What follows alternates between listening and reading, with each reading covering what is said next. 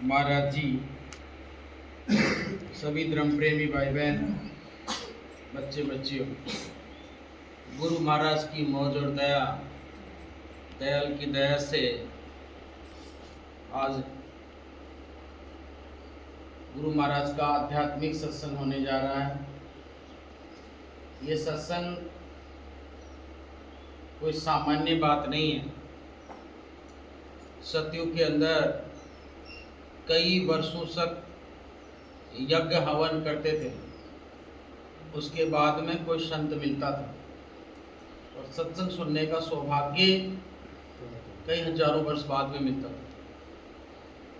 द्वापर में, त्रेता में जप और तप करना पड़ता था, उसके बाद में कोई संत मिलता था।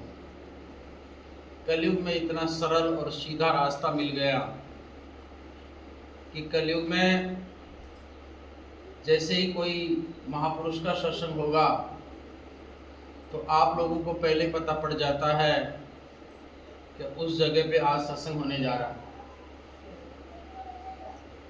पहले जब सत्संग होता था, संतों का सत्संग और समागम होता था, तो उससे पहले लोगों से और कई रास्ते, कई काम, कई विधि विधान बताए जाते थे।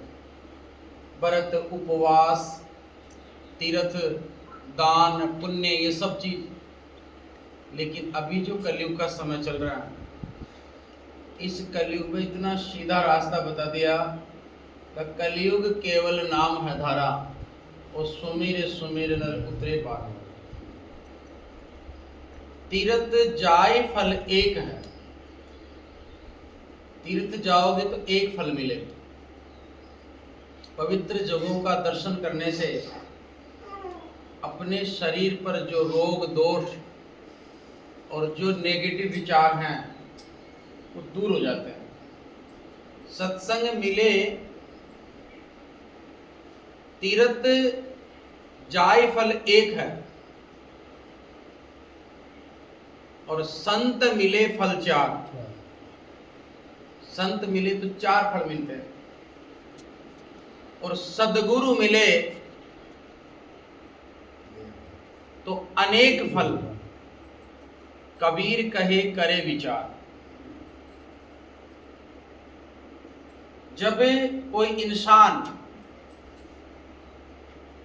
तीर्थ जाए फल एक और संत मिले फल चार और सदगुरु मिले, अगर किसी को सच्चा सदगुरु प्राप्त हो जाए तो फल अनेक है। कबीर कह रहे हैं कि करो इस पे विचार।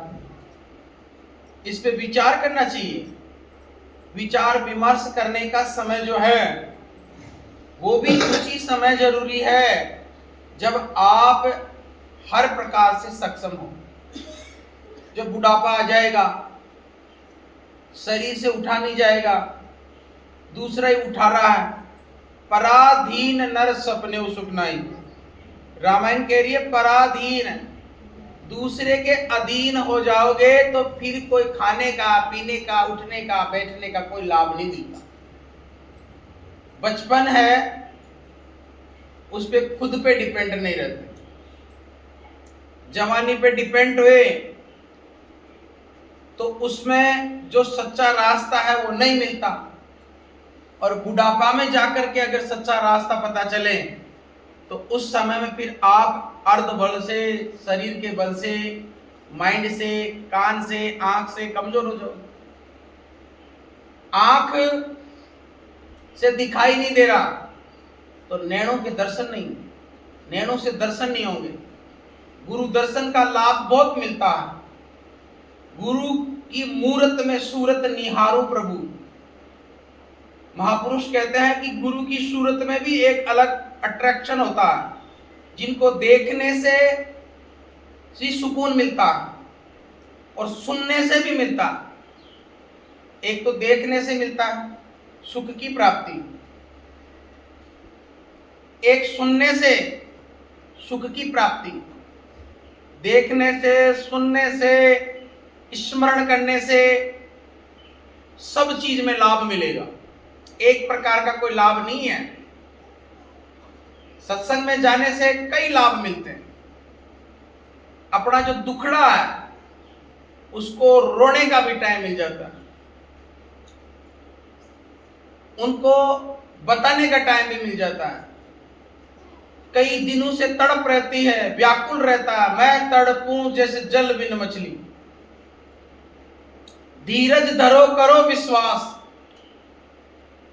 धीरज धरो और विश्वास करो।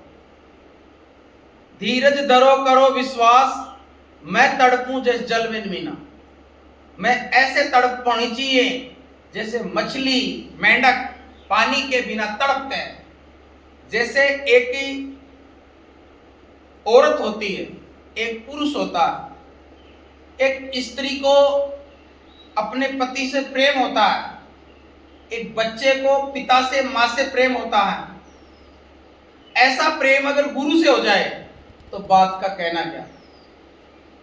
जैसे एक नारी अपने पति के बिना व्याकुल रहती है, जैसे विदेश चला गया पति और जब उसका कोई त्योहार आता है, मांगलिक कोई प्रोग्राम होता है, तो उसको फोन करती है कि आका ती जा रही है, पतिदेव घर पधारे।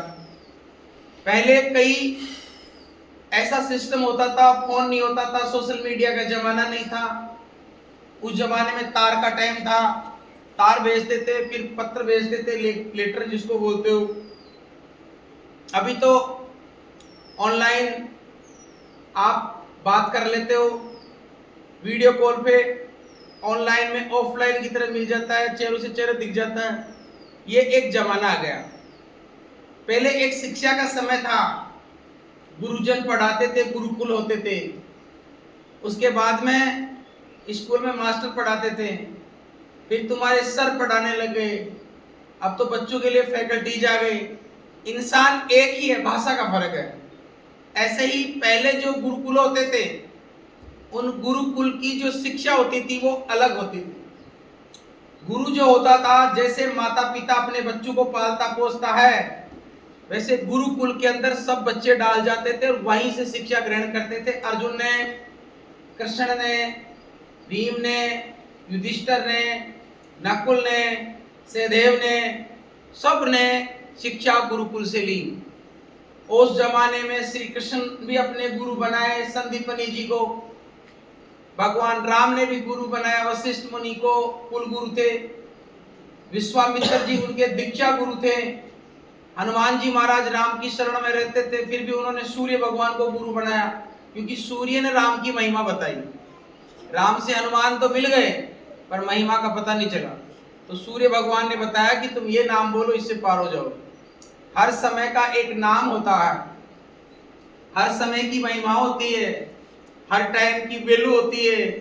जैसे आप जवान हो, युवा हो, युवा के समय में आपने अपने जीवन को, अपने माता पिता को, अपने बच्चों को, अपनी खुद की आजीविका के लिए कुछ नहीं किया, तो बुढ़ापे में दुख मिलेगा। क्योंकि आप बचपन आपका खेल कूद में चला गया, आप जवान हो गए, अच्छी पढ़ाई लिखाई शिक्षा करके आप नौकरी चाकरी या अपना खुद का बिजनेस स्टार्ट करके आपने अर्थव्यवस्था को मजबूत किया है, अच्छा मकान और बाल बच्चे समय पे शादी करके आपने एक अपने घर को बनाया, तो बुढ़ापे में आपको सुख मिलेगा। यह है ऐश्वर्य चीज। एक होती है आसुरी ऐश्वर्य चीजें, होती है देव शक्तियां। जैसे आज अपने भारत संत महात्माओं का देश है, यहाँ पर संत महात्माओं का प्रादुर्भाव हमेशा से रहा है। यहाँ पे जितने भी राजा और महाराजा हुए, इन्होंने सबने भक्ति की है, संतों की तरह ही राजा महाराजाओं ने भी भक्ति की है। राजा मान सिंह थे, अपने जयपुर के ईसरदा सिवाड़ में उनका जन्म हुआ था। जयपुर को जिन्होंने बसाया, सवाई सिंह जी के नाम से सवाई मान सिंह हॉस्पिटल है, तो उन्होंने हनुमान जी की मूर्ति लेके आए थे। तो कहने का तात्पर्य है कि ये देव शक्तियां काम करती है। जैसे बगड़ावत थे, तो बगड़ावत ने भी माँ जगदम्बा को प्रसिद्ध किया था, उनकी आराधना की थी उन्होंने। तो देव शक्तियों के बिना आप भारत में रहते हो, तो देव शक्तियों के बिना आपको जीवन में आगे बढ़ने का संभव नहीं है, कोई इंसान नहीं बढ़ सकता। इसलिए आध्यात्मिकवाद आपका जीवन होना चाहिए। और फिर जैसे देवी देवताओं की भक्ति आप करते हो, तो आपका जीवन सुखमय होगा। लेकिन फिर उसकी साथ साथ में आपका मोक्ष का रास्ता भी मिलना जरूरी है, क्योंकि 84 लाख योनियों के बाद मानव जीवन मिलता है। और इस मानव जीवन का मूल्य अगर आपको समझ में नहीं आया तो फिर जीवन जिंदगी जीने का कोई मतलब नहीं है। अगर आप यहीं अपनी लाइफ को मान लिए कि मेरी शादी हो गई, 2 बच्चे हो गए, माँ बाप, परिवार, मकान, धन दौलत, गाड़ी, वैभव, ये सब चीजें, तो ये साथ जाने वाली चीजें नहीं है। ये सबको यहाँ छोड़ के जाना है। लास्ट समय जिस दिन यहाँ से जाओगे दुनिया से, ये मकान, ये धन, ये बीवी, ये बच्चे, माँ बाप, परिवार सब यही रहने वाले हैं। ये कोई साथ जाने वाले नहीं है। पर ये व्यवस्था है, 60, 70, 80 साल जब तक जिंदा रहोगे, जब तक माता पिता, परिवार, बीवी, बच्चे सब तुम्हारे साथ हैं। लेकिन जिस दिन यहाँ से चले जाओगे उस दिन फिर आपकी भक्ति साथ है। इसलिए आप लोगों को जीवन में ऐश्वर्य, जो आपका घर परिवार, माता पिता, परिवार, लोक जिसको कहते हो, आपका लोक भी सही होना चाहिए और परलोक भी सही होना चाहिए। लोक कहते हैं जैसे आप घर में रहते हो, शादी हुई, शादी के 2 वर्ष बाद में पति चला गया, एक छोटे बच्चे को छोड़ करके, वो कितनी दुखी होती होगी और वो बच्चा पिता के लिए तड़पता होगा, उसका लोक खराब हो जाता है। कोई आदमी पढ़ लिख लिया, उसको धंधा रोजगार नहीं मिलता, वो व्याकुल रहता है, तो उसका लोक खराब हो जाता है। इसको कहते हैं लौकिक। अलौकिक ये ईश्वर की माया। इसलिए लोक और परलोक दोनों जरूरी हैं। ये जीवन भी सही होना चाहिए, इसमें भी आप अच्छे कपड़े पहनो, अच्छा मकान बनाओ, अच्छी तरीके से रहो, बढ़िया खाओ, बढ़िया पहनो, सिस्टम से रहो, पुण्य दान भी करो, अपने हाथ से थोड़ा बहुत पुण्य भी करो। पुण्य के अंदर बाउंडेशन नहीं है, पुण्य की कोई व्यवस्था नहीं है ये करो वो करो। पुण्य की व्यवस्था, सुबह उठा, अन्न क्षेत्र में इतना अनाज उठाए और कबूतरों को आपने डाल दिया, चुगा, वो जीव आपके नाम से भोजन करेंगे, पुण्य आपके खाते में लिखा जाएगा। इतना सा अनाज लिया, आटा ले लिया, चींटियों को डाल दिया, ये भी पुण्य में लिखा जाएगा। करने का तात्पर्य हमारा यह है कि जीवन में जो भी आपने किया, पुण्य, धर्म, ये सब जाने वाला है। तो जब पुण्य साथ जाने वाला तो पाप भी तो जाएगा। आपने एक इतना सा आटा डाल करके अपने मन में खुशियां कर रहे हो कि मैंने आटा डाल दिया, पुण्य कर दिया, कबूतरों को दाना डाल दिया, पुण्य कर दिया। फिर आपने पाप क्या किया है? तो पाप और पुण्य दोनों लिखे जाएंगे, पाप और पुण्य दोनों लिखे जाएंगे। दोनों जब लिखे जाएंगे तो फिर आपको दोनों तो भोगने हैं। जब आपने पुण्य किया तो आप खुश हो जाते हो कि मैंने आज इतने लोगों का पेट भर दिया, इतने लोगों के भला कर दिया, इतने के लिए कपड़ा बांट दिया, इतने लोगों को सर्दियों में कंबल बांट दिया। जब आप पुण्य की चीजों को लोगों में बखान करते हो तो पाप की, जो पाप किया है वो भी बताना जरूरी है। पर इंसान इतना तेज और चालाक होता है कि पुण्य तो बता देता है पर पाप नहीं बताता। और जब तक पाप नहीं बताता, जब तक उसका जीवन को खुशी नहीं मिलेगी, क्योंकि पाप कर दिया तुमने जो भी, वो भी आपको भोगना है। जब पुण्य करने से सुख आ सकता है घर में, तो पाप करने से दुख भी तो आएंगे। तो सुख और दुख में समान रूप से रहें। और ये जीवन में ध्यान रखें, सुबह उठे, शाम में सो, उस समय में ये ध्यान में रखो, अपने दिमाग में मेडिटेशन करो कि आज सुबह से अब तक मैंने क्या क्या किया, पुण्य क्या किया, पाप क्या किया, किसका बुरा किया, किसका भला किया, किसका अच्छा किया, किसका बुरा किया। ये सब चीज आपको अगर पता है तो आपके जीवन में ना तो लोक खराब होगा और ना ही परलोक खराब होगा। लेकिन किसी लोगों का तो लोक बन जाता है, किसी का परलोक बन जाता है, किसी का लोक बिगड़ जाता है, किसी का परलोक बिगड़ जाता है। लोक और परलोक दोनों अगर आपके बन गए तो जिंदगी का कहना है। इसलिए हे नर नारियों, हाथ जोड़ के विनय हमारी, और तजो नशा और बनो शाकाहारी। शाकाहारी रहो, सदाचारी रहो, मेहनत ईमानदारी से कमाओ, बेवजह किसी को परेशान मत करो, किसी को दुख मत। हाँ, खुश करके, प्रेम करके आप अगर कोई चीज प्राप्त करते हो वो दोष नहीं है। कैसे? जैसे आपको भूख लग रही है और किसी के खेत में लग रहे तरबूज और तुमने कहा कि भैया भूख लग रही है, तो आपने पूछ के खा लिया, कोई बात नहीं। ज्यादा भूख लग रही है तो तोड़ के भी खा लिया तो भी कोई पाप नहीं। क्यों? आपत्तिकाल मर्यादा नास्ति। क्योंकि भूख लगी तो पेट को बचाने के लिए, अपने आप को बचाने के लिए, आप खाने के लिए आपने चोरी की। इसलिए मेरा कहना यही है कि आप लोग अपने निजी स्वार्थ के लिए दूसरे को दुख ना दो, दूसरे को कष्ट ना दो। आपको ढूंढने नहीं जाना। आप दिल्ली, बंबई, कलकत्ता, बिहार जा रहे हो पुण्य करने के लिए, मछलियां कहाँ मिलेगी, गरीब लोग कहाँ मिलेंगे। एक बार नजर को ऐसे घुमाया करो, अपने आसपास के ऐसे लोग होते हैं जहाँ आपको पुण्य का रास्ता मिले। सर्दी के दिन है, ध्यान से सुनो बात, सर्दियों के दिन है, सुबह सुबह आप बैठे, आप घर से निकल गए और घर से निकले सीधी राह आगे चले गए। जैसे आप सीधे गए, एक बूढ़ा आदमी जिसकी कम्बल में 4 छेद, फटे कपड़े, उसका दुनिया में कोई नहीं, बिना पूछे बिना सुने, आपने कितनी भी ब्रांडेड कम्बल पहन रखी हो, उतारो उसको, उड़ा दो, और फिर उनकी आंखों में देखना, जो उनकी आंखों में जो प्रेम होगा वो एक ऐसा वात्सल्य मिलेगा जैसे भगवान कृष्ण की नजर में आप देख रहे हो। जय गुरुदेव। इसलिए हे नर नारियों, आप लोगों के जीवन में ये सब चीज सोचने की जरूरत है कि आप कभी भी किसी का दिल ना दुखाएं। दिल दुखा करके कोई भी काम करोगे उसमें दुआएं नहीं बद्दुआएं होती है, और बद्दुआएं आपके वंश दर को बढ़ने नहीं देगी। अगर दुआएं साथ होगी तो आपके जीवन में सब काम मंगल होंगे।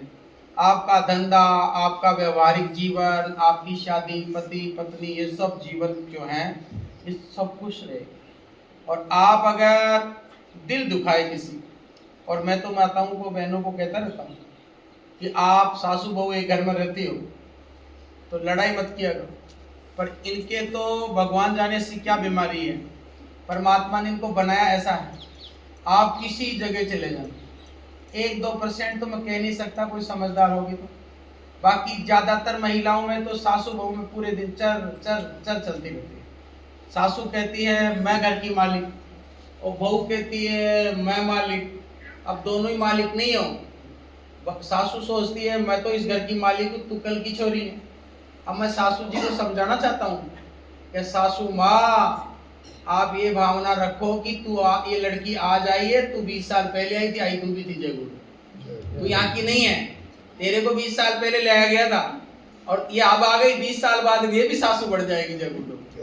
तो इसलिए सासू ये सोचे कि थोड़े दिन में मैं यहाँ रहूंगी, फिर थोड़े दिन बाद में बहू का ही सब कुछ है, और बहू ये सोचे कि पीछे माँ को छोड़ के आई हूँ, मुझे मम्मी मिल गई जयगुरु। ये भावना और विचार आप रखना चालू कर दोगे तो घर में सुख और समृद्धि और अमन का चैन रहेगा। और सुख समृद्धि अमन के चैन जिस घर में नहीं है, भले उसमें 3 मंजिल 10 मंजिल का मकान बना लो, जिस घर में क्लेश रहता है उस घर में शमशान के बराबर माना जाता है। जब जिनके घर में चाहे 4-4 बहू नौकरी में हो, 4-4 बेटे नौकरी में हो, लेकिन एक साथ बैठ के एक थाली में खाना नहीं खा सकते। मेरे पास ऐसे ऐसे नमूने आते हैं, बुरा मत मानना। एक बार एक औरत मेरे पास में आई, बूढ़ी माता, बोली 3 मेरे बेटे हैं, 3 मेरी बहू है, और तीनों बच्चे नौकरी हैं, और 3 बेटे की वो नौकरी। बोले गुरुजी मुझे कोई दवाई दिलाने वाला भी नहीं है। मैं, तुम क्या मानते हो सासू माँ भाग्यशाली है? नहीं, भाग्यशाली नहीं है।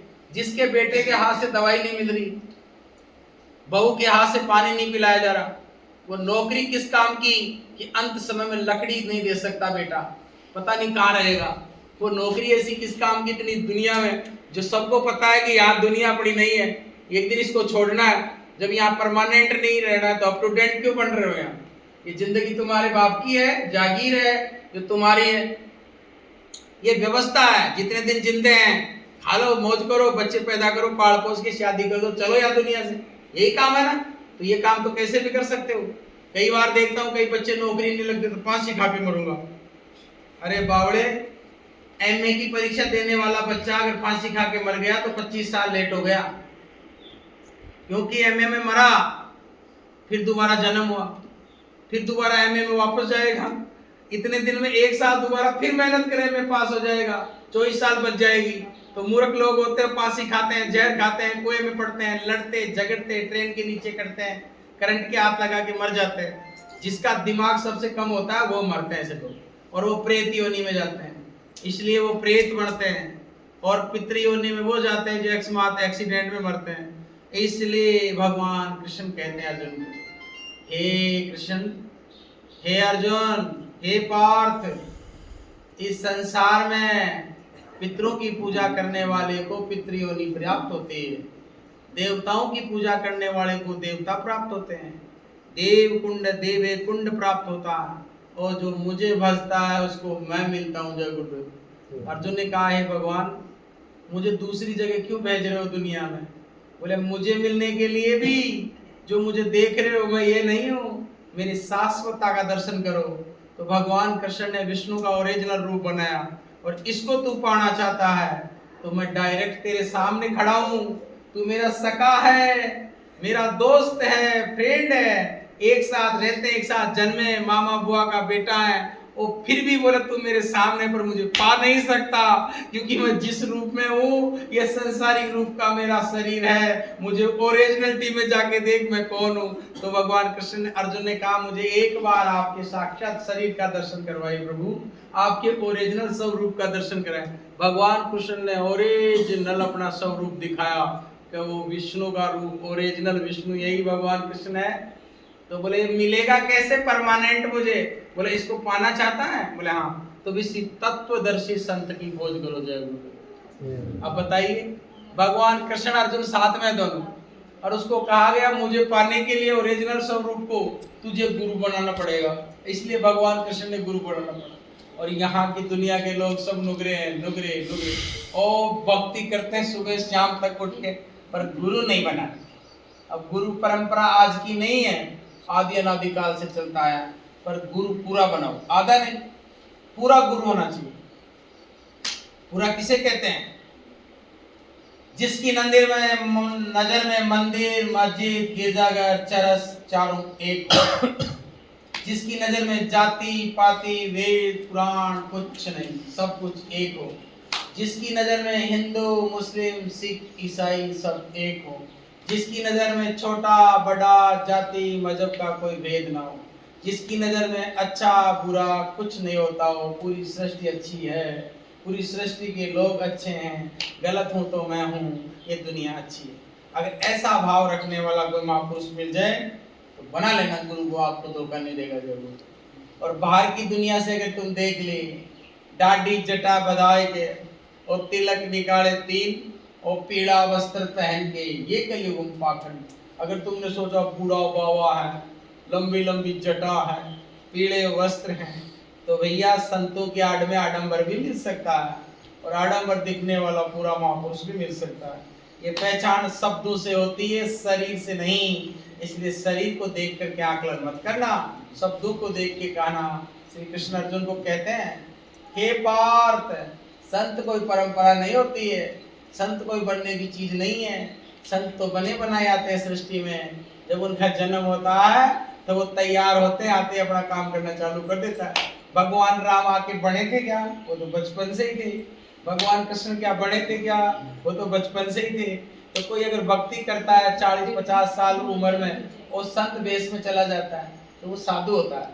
संत तो जन्म अवतार है लेते हैं, वो तो यहाँ धरती पर आते हैं और मनुष्य रूप में रह करके अपना काम करते हैं और फिर चले जाते हैं। उनको कहने लगे, शब्द शब्द ने शब्द रचरा का, शब्द शब्द ने शब्द रचरा के, जहाँ के जीव को जहाँ पहुँचाया, सब संतन ने क्या बखान, और चढ़ चढ़ पहुँचे अगम ठिकान। तरवर सरवर संत जन और चौथा वर्षे मेव, परमार्थ के कारणे संतन रचा शरीर, पहले तो प्रारब्ध बने पीछे रचे शरीर। तरवर मतलब पेड़ पौधे, ये इनका कोई निजी स्वार्थ नहीं, ये अपने लिए स्वार्थ। बच्चे पढ़ते हैं 7th में 8th में 9th में 10th में 11th में 12th में, तो किताबों में लिखा आता है पेड़ों से हमें क्या क्या मिलता है। तो बच्चे सोचते हैं हमारे को दूध मिलता है, फल मिलता है, कास्टें लकड़ी मिलती है, ऑक्सीजन मिलती है, कार्बन डाइऑक्साइड लिए लेते हैं, ऑक्सीजन हमारे को देते हैं, प्राणवायु देते हैं, छाया देते हैं, इत्यादि फल फूल पत्ती देते हैं, ये सब चीज। तो अब इस तरवर इनका कोई स्वार्थ नहीं होता। सरवर कहते हैं जहाँ पानी भरा रहता है। तलैया से अपने को फायदा है, अपना क्या, अपन उसका क्या फायदा क्या, अपने को प्यास लग गई, लंबा सफर में चल रहे हैं। पहले के जमाने में हैंडपंप, ट्यूबवेल, बोरिंग, पानी की होदी, नल की टंकी ये नहीं होती थी। पहले जैसे यहाँ बीरन मांझी जा रहे हैं, यहाँ से 4-5 किलोमीटर है बीरन मांझी, तो 4-5 किलोमीटर तक जाओगे तो नारोलाई पड़ती है यहाँ से 1.5 किलोमीटर, उसमें ऐसे खुदा हुआ है डैम। तो कोई आगे से कोई लोग आते थे, जैसे यहाँ से बताते हैं लोग, मेरा तो जब जन्म हुआ तो सब व्यवस्थाएं थी, उससे पहले व्यवस्था पूरी हो गई, परमात्मा ने कर, उससे पहले तो बचपन में पर देखा था मैं, लोग पैदल जाते थे इतने। 2000 के बाद में हर आदमी के पास गाड़ी घोड़े हैं, 2000 से पहले तो किसी को व्यवस्था ही नहीं थी, हर मोटरसाइकिल भी बहुत कम लोगों के पास। 2007 के बाद में जाकर के गाड़ियों की, तो ये तो अभी की बातें, पुरानी बातें ज़्यादा नहीं कर रहा हूँ, अभी की बातें कर रहा हूँ, लेटेस्ट 10, 20, 25, 30 साल 25 साल तक की बातें कर रहा हूँ। पहले की तो बातें हैं जो इतिहास बताते हैं, बुजुर्ग बताते हैं। तो इधर से पैदल जो लोग जाते थे, ये रोड जो बन गई, यहाँ पे दोनों तरफ से डोली थी, मैं देखी, और नड़ा था। इधर से आगे से लोग आते थे बीरण मांझी सामोद जाने वाले, कहाँ से, सिक्कर, झुंझुनू, रिंगस, यहाँ तक के लोग आते थे गाड़ी घोड़े लेके, और दानू था इधर अजीतगढ़ तक के लोग पैदल आते थे, इधर जाते। तो पानी कहाँ मिलता था? देखो वो बाबा जी बैठे, आपका गाँव कौन सा है? रानीपुरा। एक ही कुई थी जयपुर में, बताओ इनकी देखें। तो वो लोग क्या पानी निकाल के पीते थे, लोगों की मदद करते थे, एक दूसरे से प्रेम करते थे, इतनी नफरत नहीं थी पहले लोगों में। तो वो जाते थे नारोलाई में, और वहाँ पे आसपास में बाथरूम नहीं करते थे, वो तलैया के आसपास में बाथरूम नहीं करते थे, क्योंकि बारिश आएगी, बाथरूम गंदा हो जाएगा। तो वो साफ पानी होता था, लोग बाल्टी रखते थे, उससे पानी निकाल करके लोग पीते थे, और वो आनंद, और वो पानी कितना सुंदर साफ तलाई, और फिर आसपास में पक्षी और बड़े बरगद के पेड़ और पक्षियों का चहकना, मोर, ये सब प्रकृति का नजारा, सब कृपा थी। अब कहाँ पे जलवायु गद्दी हो गई, पेड़ पौधे सब खत्म हो रहे हैं, सूर्य का तापमान बढ़ रहा है।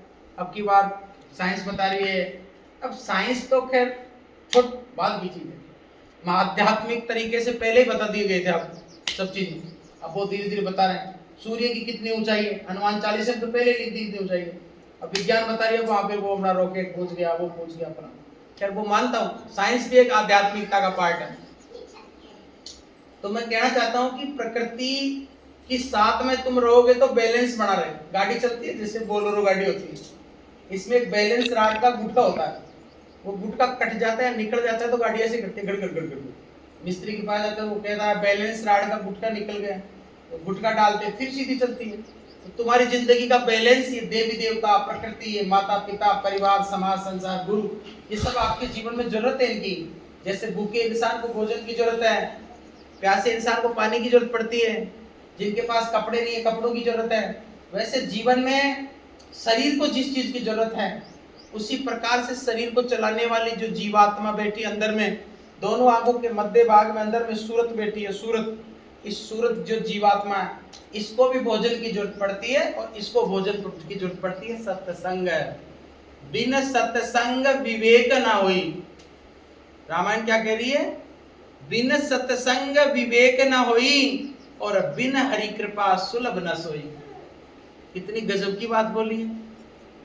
बिन सत्संग विवेक न होई, और बिन हरि कृपा सुलभ न सोई। जाकी रही भावना जैसी, और प्रभु मूर्त देखे तिन तैसी। जिसके जैसे भाव होते हैं सत्संग में, जैसे गुरु के प्रति स्नेह और प्रेम होता है, ऐसे प्रकार से ही आपको लाभ मिलता है। लोग सोचते हैं कि मैं मंदिर में जाया, जो हाथ जोड़े, प्रसाद चढ़ाया, चले, भाव नहीं, कोई फायदा नहीं है। और तुम्हारे पास प्रसाद के पैसे नहीं है, तो मंदिर में जाओ, सामने खड़े हो, दो आंसू वहां डाल देना, और कहना दुनिया को भोग लगाता है, तेरे क्या भोग लगाऊं मैं।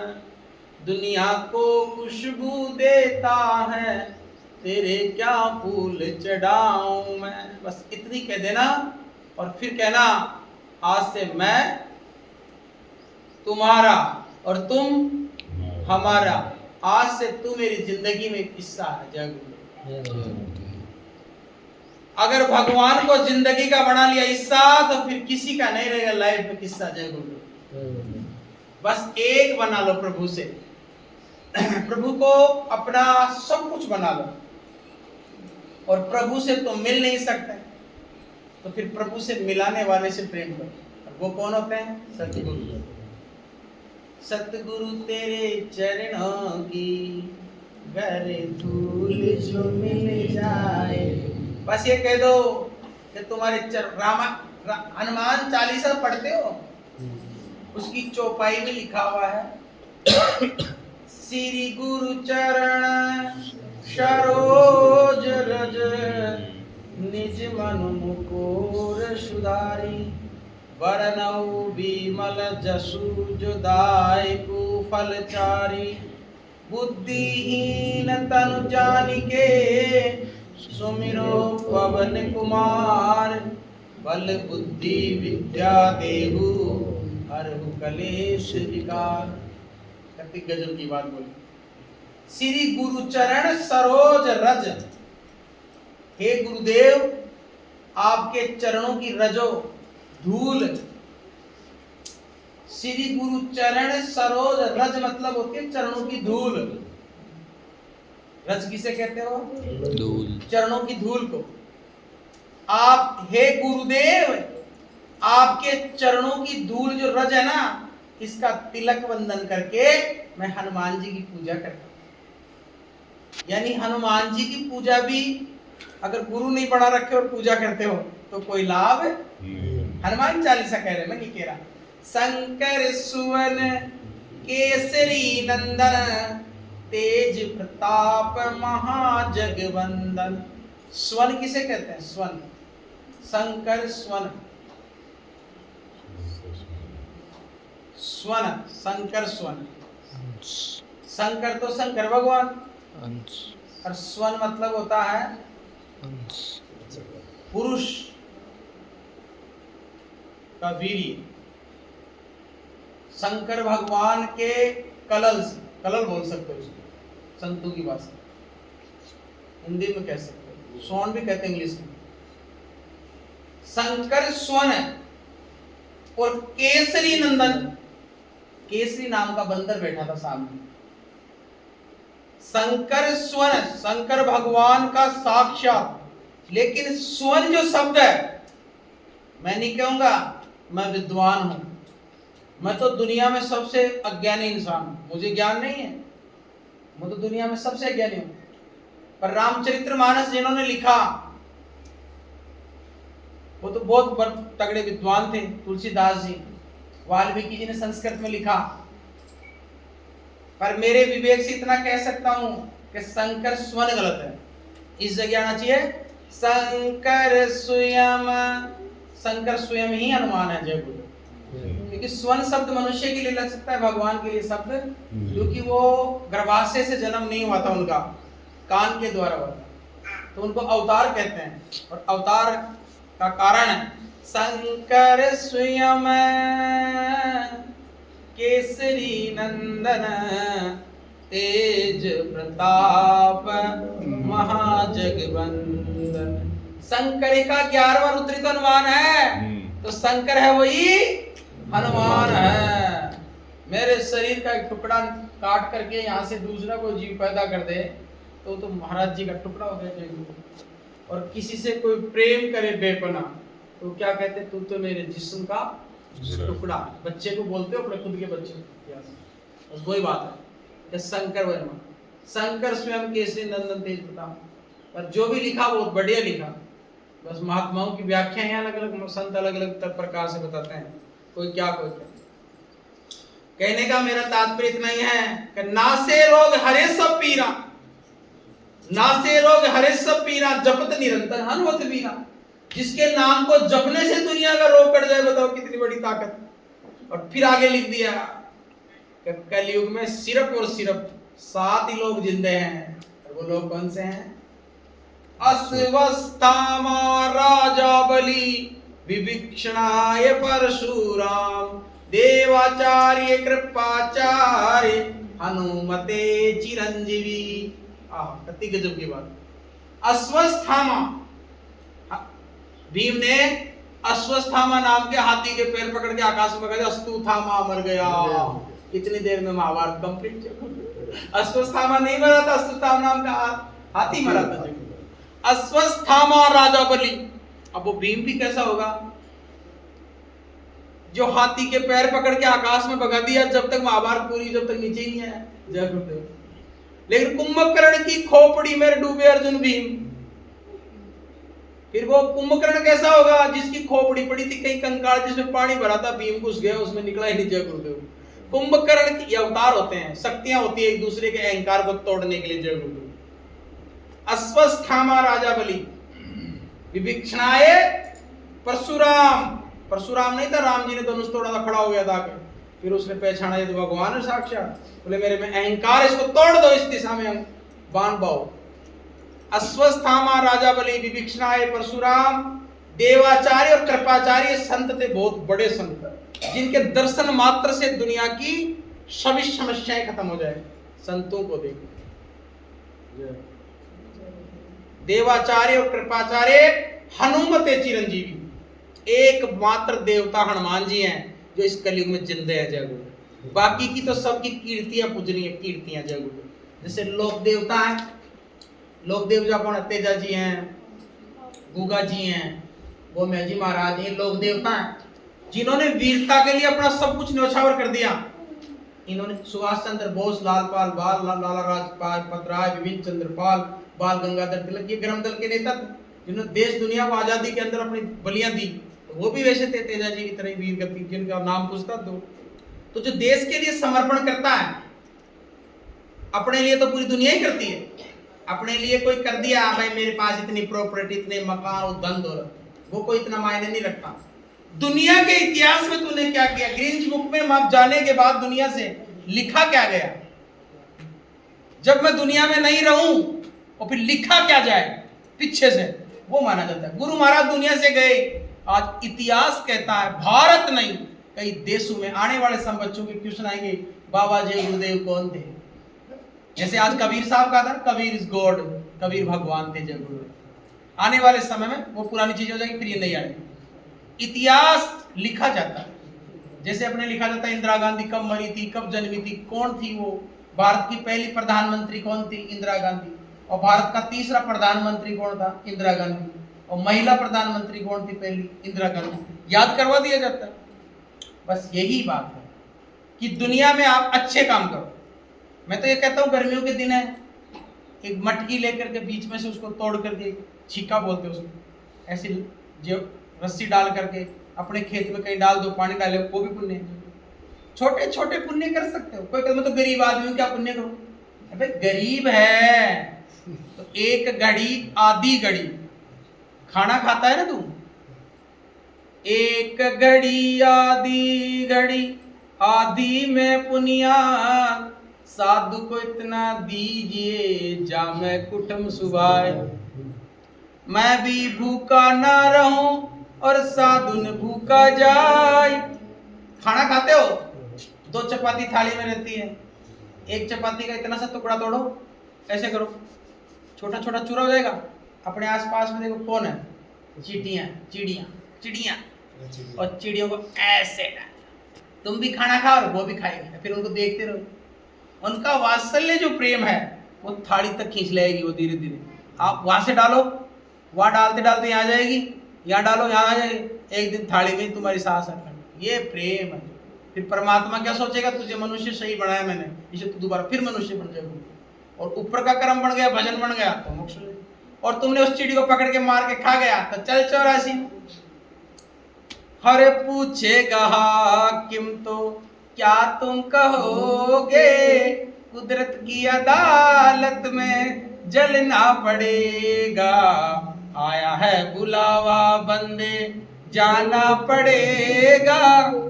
अगर संदेशा आ गया तो जाने का मतलब कोई टाइम नहीं होता। आजकल तो बस में कोई बैठा है क्या हुआ, राम राम, कोई रास्ते जा रहा है, कोई मोटरसाइकिल चला रहा है रोड के पास में, पेड़ के पास पड़ा है, लो से दारू पी के मर गया होगा, बेचारे का टेक आ गया, तुम दारू बता रहे हो, कुछ भी बताओ, कौन मना करेगा?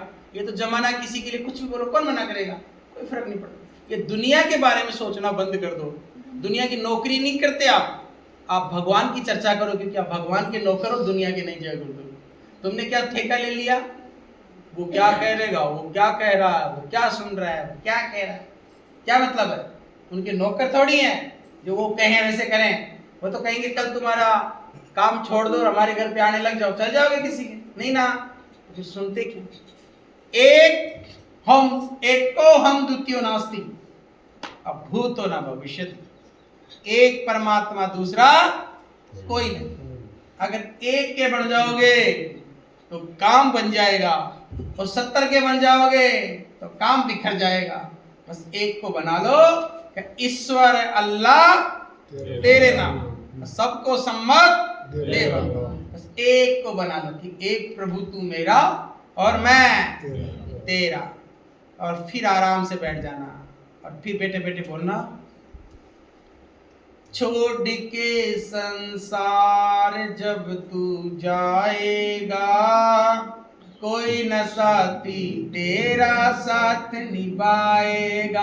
क्या करता मेरा मेरा ये दुनिया रे न बसेरा, ये चंद दिनों का डेरा, हंस उड़ जाएगा, कोई न साथी तेरा साथ निभाएगा।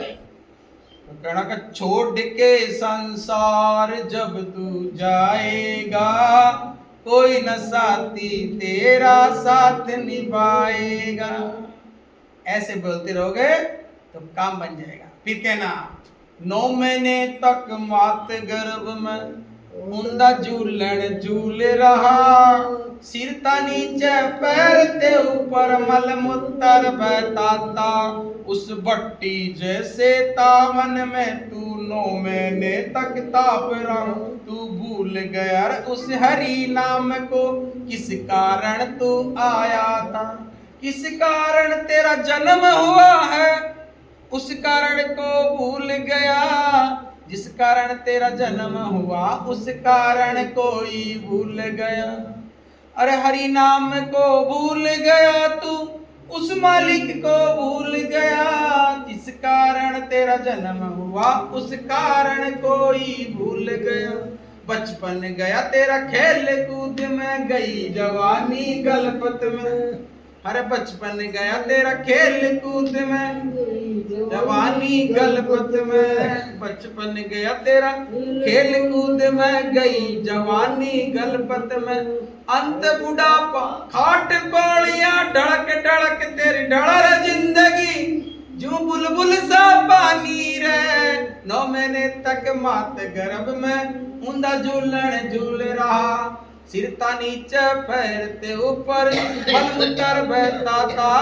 जिस कारण तेरा जन्म हुआ उस कारण कोई भूल गया। किस कारण जन्म हुआ, क्यों मैं आया, क्यों मैं गया।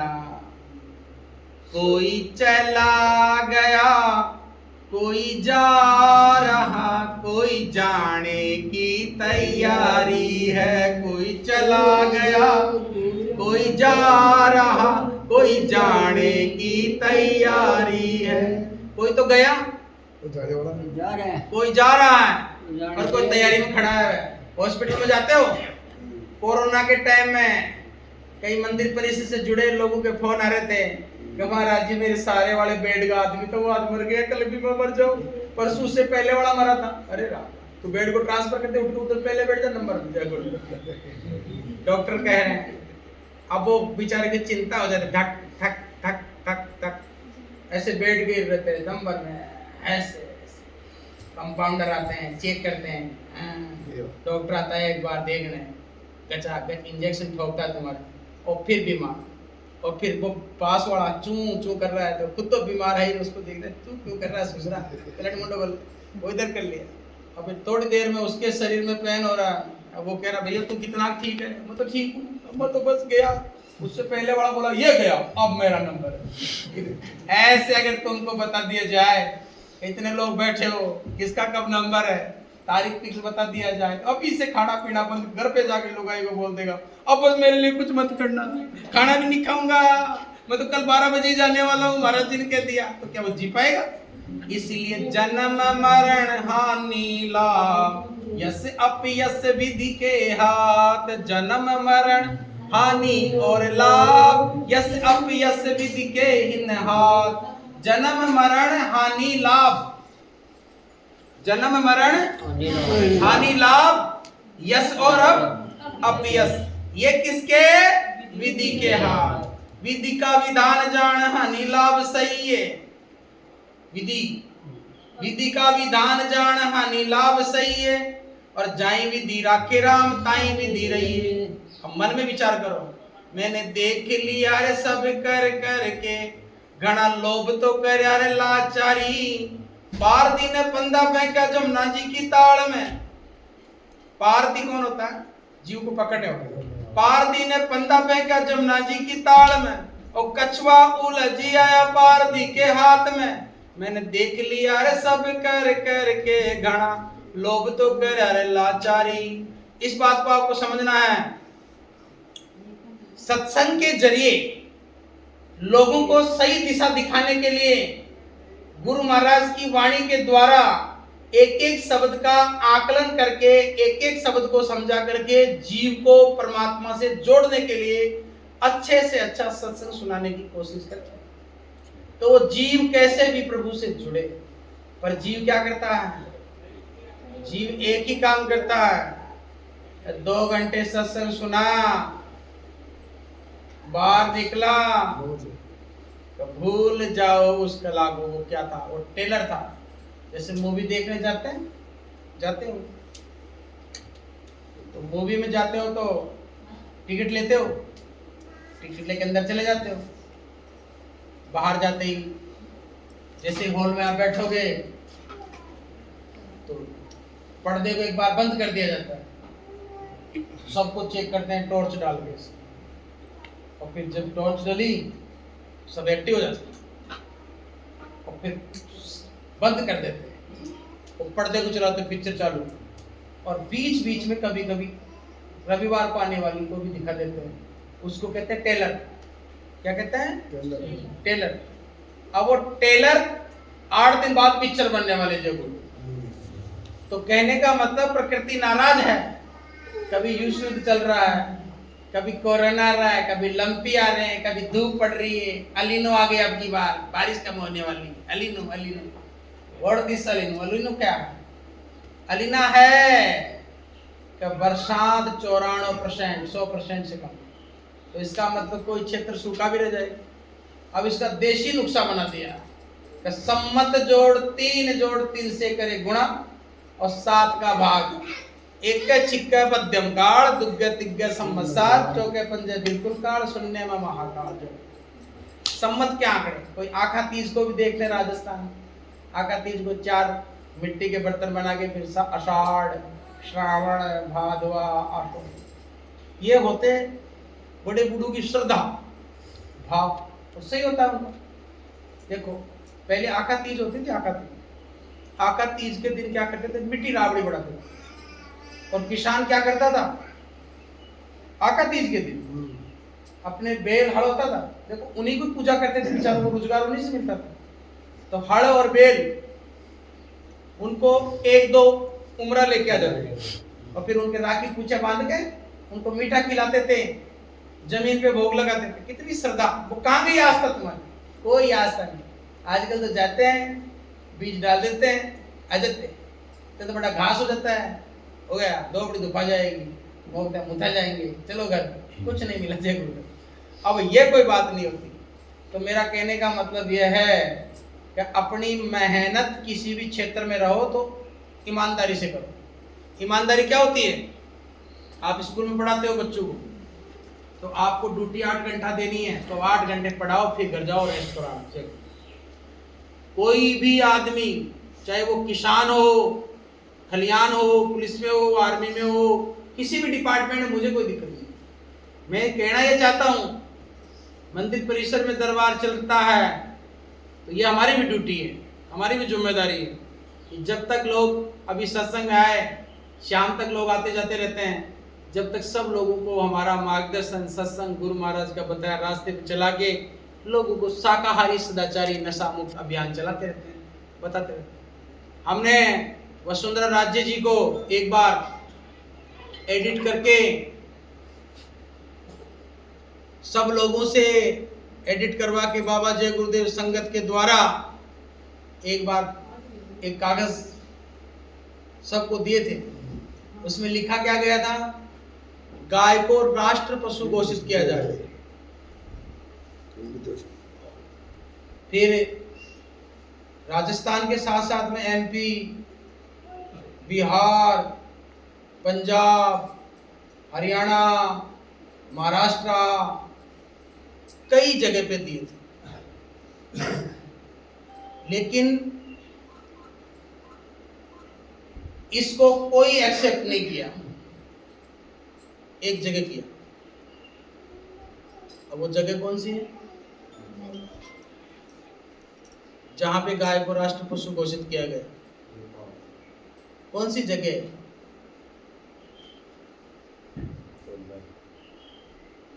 एक मुख्यमंत्री ने किया, जहां मोदी जी का जन्म हुआ, जय गुरुदेव, गुजरात में जब वहां के मुख्यमंत्री ने एक्सेप्ट किया कि गाय के राष्ट्र पशु घोषित किया जाए, जब और सब ने नकार दिया। एक बात बताइए, गाय का जन्म से पहली क्लास से पढ़ाया जाता है, गाय हमारी पहली क्लास से पढ़ा रहे हैं।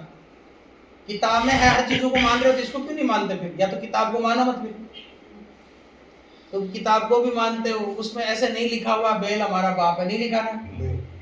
फिर किताब की गाय को नहीं मान रहे हो तो फिर और चीजों को भी मत मानो, और सब चीजें गलत है। तो बचपन से सिखाया गया कि गाय हमारी माता है, और साइंस सर्टिफिकेट कारण भी है उसका। अब वो कारण क्या है? गाय का दूध अपने शरीर के लिए इम्यूनिटी बूस्ट करता है। गाय का मूत्र में से जिनके कैंसर है, कैंसर के रोग को कम करने की उसमें एबिलिटी है गाय के मूत्र में। इसको साइंस मान रही है। जब गाय का मूत्र काम करता है, गाय का गोबर काम का है, गाय का दूध काम देता है, गाय की हर चीज उपयोगी है। और गाय में खुद में भी, भैंस और गाय दोनों को धूप में बांधने के बाद भैंस आधे घंटे में जीभ फेंक देती है, और गाय चुपचाप खड़ी रहती है, देसी गाय जीभ नहीं बजाती। अब आप इस बात को समझ लिए, इम्यूनिटी पावर ज्यादा है। तीसरा, प्रैक्टिकल रूप में गाय के बछड़े को, 1 महीने के बछड़े को छोड़ दो, तुम्हारे हाथ नहीं आने वाला। और भैंस का पाड़ा पाड़ी है, वो 2 मिनट चला ऐसे कर देगा। इसका मतलब गाय का दूध पीने वाला बछड़े की तरह कूदता है जब, और भैंस का पीने वाला पड़ा रहता है पाटे की तरह। अब इस बात को आप समझ सकते हो, खाना जैसा खाओगे अन्न वैसा होगा मन, जैसा पियोगे पानी वैसी होगी वाणी। इसलिए शुद्ध और शाकाहारी रहें। दारू, नशीली कोई भी चीजों का सेवन ना करें। नशे का मतलब दारू ही नहीं होती, धन का भी नशा नहीं होना चाहिए। पत्नी सुंदर है उसका भी नशा नहीं होना चाहिए, पति सुंदर है उसका नशा नहीं होना चाहिए। मकान का नशा, धन का, पैसे का, किसी भी चीज का घमंड और नशा नहीं होना चाहिए आदमी के जीवन में। हमेशा सात्विक रहना चाहिए। प्रभु ने जो भी दिया सब मालिक की मौज है, बस ऐसे। पुराने लोगों से आके पूछना, कभी तुम पुराने लोगों से पूछना तो बाबा तुम्हारे बेटे कितने हैं? भाई भगवान का जाप, तो भाई 2 से ऐसे बोलता है। अरे बताओ, मैं तो एक ही है, उसका नाम ही है। अच्छा, अब बताओ कितने समझदार लोग थे वो। बूढ़ी लुगाई के पास जाना, कभी 90 साल की कोई औरत हो, उनके घर पे जाना, कभी गुजरता है ऐसे, तुम जाते क्या पूछे, बता आपको बेटा खानू ले होगा, क्या पूछेगी? फिर चले जाना 50 साल के पास में, वो पूछेगी करा तो सब मौज, जमीन अमीन खेती जमीन, हाँ बेटे। और 20 साल वाले के पास, 25 साल वाले के पास जाना, अच्छा फिर ठीक है, मत तो जाऊं काम, अब तू तेरा हिसाब चल जैसे जय गुरुदेव। बताओ विचारों का फर्क है कि नहीं है? फर्क है। बूढ़ी लुगाई क्या पूछती है, भैया खाना खाओ बेटा, सिर पे हाथ रख के ऐसे ऐसे, कोई कोई तो मेरे सिर पे फेर देती है बूढ़ी लुगाई। मैं कहता हूँ भाई तुम्हारी दादी माँ की तरह हो।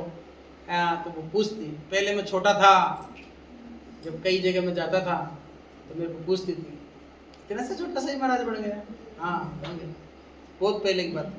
तो ये समय है, उनका प्रेम उनका वात्सल्य बहुत कारगर होता है। जब वो हाथ रख देते हैं तो समझो प्रमोशन हो गया, जय गुरुदेव, ऐसा लगता था। क्योंकि उनकी भावना जो है, आप पहले ऐसी ऐसी बातें बताता हूँ आपको। पहले जब पोता पोती जन्मता था ना, बहुत गहराई और साइंस सर्टिफिकेट कारण बता रहा हूँ, इसमें आप समझोगे। पहले जब पोता पोती जन्मता था, लोग मानेंगे नहीं इस बात को। आधे लोग तो ऐसे कहेंगे कुछ नहीं, आधे लोग ऐसे, तो माने नहीं माने हमारी कोई फर्क नहीं पड़ता, हमारा काम है बताना। बूढ़ी बूढ़ी औरतें माताएं यहाँ बैठी हैं, उनको पता भी है। पहले जब कोई बच्चा जन्मता था तो बच्चे को सुलाने वाला जो कपड़ा होता है उसको पोतड़ा बोलते हैं। क्या बोलते हैं? आज भी पोतड़ा ही बोलते हैं। नानू दादो पोतड़ो ले रहे हैं, छोरो गीत वीत गाते हैं। अच्छा, तो पोतड़ा बनाते किसके थे? दादा की धोती का है, तो दादा की धोती का और के दादी का घाघरा को, जय गुरुदेव, उसका पोतड़ा बनाते थे। अब बताइए आप, कब वो जेनेटिक दादा दादी की हर चीज उन्हीं की काम आए और उन्हीं पे जाए बच्चा, कितना साइंस सर्टिफिकेट कारण है। तो उस कपड़े में रहने से उसमें जो स्मेल दादा की स्मेल है वो पोते में स्मेल हो जाए, जय गुरुदेव, तो वंश का दर लगे। पहले कोई आदमी जाता था पैदल, उसकी चाल से ढाल से उसकी वाणी से पता पड़ जाता है किस जाति का आदमी, जय गुरुदेव।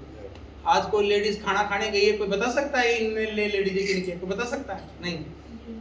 जब तुम्हारी जाति बनाई गई है, जब तुम्हारी वर्ण व्यवस्था बनाई हुई है और वर्ण व्यवस्था को तुम नाश कर रहे हो, तो फिर जाति का क्या महत्व रह जाएगा? फिर जातियां रखो ही मत, दो ही रख दो, स्त्री और क्या जरूरत है जाति रखने की? जाति तो आदमी की बनाई हुई है, भगवान तो जाति बनाई नहीं। भगवान ने तो अपने को इंसान बनाया, अब जाति तो तुमने बनाया। अब तुम बनाते भी और बिगाड़ते भी हो। या तो परमानेंट हटा दो इसको कि जाति रहेगी नहीं, फिर छुप छुप के क्या कर रहे हो? कभी गवर्नमेंट कहती है 5 लाख रुपए मिल जाएंगे ऐसी लड़की से शादी करोगे तो, एससी से एसटी से शादी जनरल का करेगा, और 5 लाख की देने की क्या जरूरत है? एक साथ घोषणा कर दो जातिवाद खत्म, जय गुरुदेव। खत्म भी नहीं करते, करना भी चाहते हो जाएगा 10 साल। तो कहने का तात्पर्य है कि आधे रिश्ते मुझे अच्छे नहीं लगते, मुझे पूरा रिश्ता अच्छा लगता है। आधा रिश्ता क्या, आज तो तू मम्मी कह रहा है, कल भाभी कहे, ये नहीं, अच्छा नहीं लगता मुझे। जिसको माँ कह दिया, आज जीवन मेरी माँ है, जय गुरुदेव। जिसको बहन कहते हो, आज जीवन बहन कह दो। और जिसको इस पत्नी बनानी है, उसके मांग भर दो कि आज से मैं तुम्हारा और तू। अब उसको बीच में छोड़ देते हो, क्या मतलब जीवन का? तो ये रिश्ते सही नहीं है। और आजकल की स्थितियां बन रही हैं, बिहार यूपी ऐसे क्षेत्रों में तो मुझे बहुत मौका मिलता था। आज राजस्थान की ऐसी मुहिम चल रही है, पढ़े लिखे एजुकेट लोगों के भी हालात गंभीर हैं। यहाँ लड़की दे दो, लड़की ले लो, और फिर वो लड़की जाती नहीं। 20 साल की बच्ची है, 35 साल का लड़का है, फिर उसका विचार नहीं मिल रहा, फिर वो फाउंडेशन करता है छोरी दे के ले आए, और फिर उनकी हालात गंभीर इतनी है, हर मंगलवार को 10 केस रोज आते हैं। वो एक लड़की यहाँ दी, फिर उसकी ननद वहाँ, उसकी ननद वहाँ, 8 जगह, और फिर एक भी लड़की नहीं गई। एक लड़का खराब निकल गया, अब 8-7 में देख तो निकलेगा, पक्की बात है। क्योंकि इतने में से आजकल तो मामलों ऐसे 6 जगह रिश्तों को तो एक जगह छोरो या छोरी गलत निकलेगा।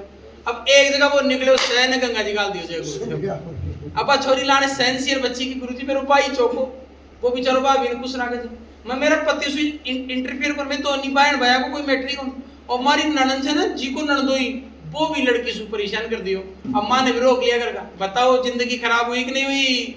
और साटा वटा क्या होता है समाज में, बच्ची देना बच्ची लेना पहले देते थे, पर पहले ये होता था कि जैसे कोई नाना जी आ गए कि भाया तेरी 2 भाई की मरीज तो करे, तो बाया की टेंशन कौन सी, वो कड़े भी करा दे।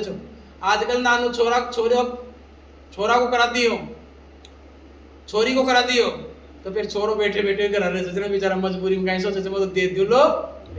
ये बातें मैं क्यों बता रहा हूँ? इससे भी समाज में बहुत अड़चने हैं। भजन कैसे करेंगे? लोग सुखी नहीं है, उनके दुख हैं, रोज कोर्ट के चक्कर काट रहे हैं, पुलिस पे जा रहे हैं, भजन कैसे कर पाएंगे? तो मैं ये कह रहा हूं कि नामदान लेने के बाद ध्यान भजन सुमरण भी जब भी करोगे तुम्हारे घर में सुख रहेगा। अब पति पत्नी में लड़ाई चल रही है, ध्यान भजन कैसे करेंगे? मैंने क्या 8 माला फेरा कर और रात को माला बैठे ध्यान भजन बैठ देंगे। मेरी पत्नी ने मेरे को ये बोला था, हट गया मन वहां से। तो दुखी आदमी भजन भी नहीं कर सकता, कर्जा हो गया, मांगने वाले फोन कर रहे हैं 10,000 20,000, कहीं शादी में बैठा बेचारा, शादी में बैठा है, उस शादी में 2 लाख का फोन आ गया, बात रिश्तेदार कर रहे हैं, मुंह उतर गए, यार 2 लाख कहां से लाएंगे, व्यवस्था नहीं बैठ रही। तो उन लोगों के लिए मेरा संदेश है, दुनियादारी के चक्कर में मत पड़ो। सामाजिक सम्मेलन चल रहे हैं इस टाइम में, और सबसे टॉप शादी होती है सम्मेलन में जय गुरुदेव, जहाँ समाज के पूरे लोग रहते हैं। जय गुरुदेव, तुम्हारी शादी में पूरे लोग नहीं रहते। और समाज, मैं नहीं कह रहा कि सम्मेलन में करो या बिना सम्मेलन में, पर ये दहेज प्रथा को जड़ से नष्ट कर दो।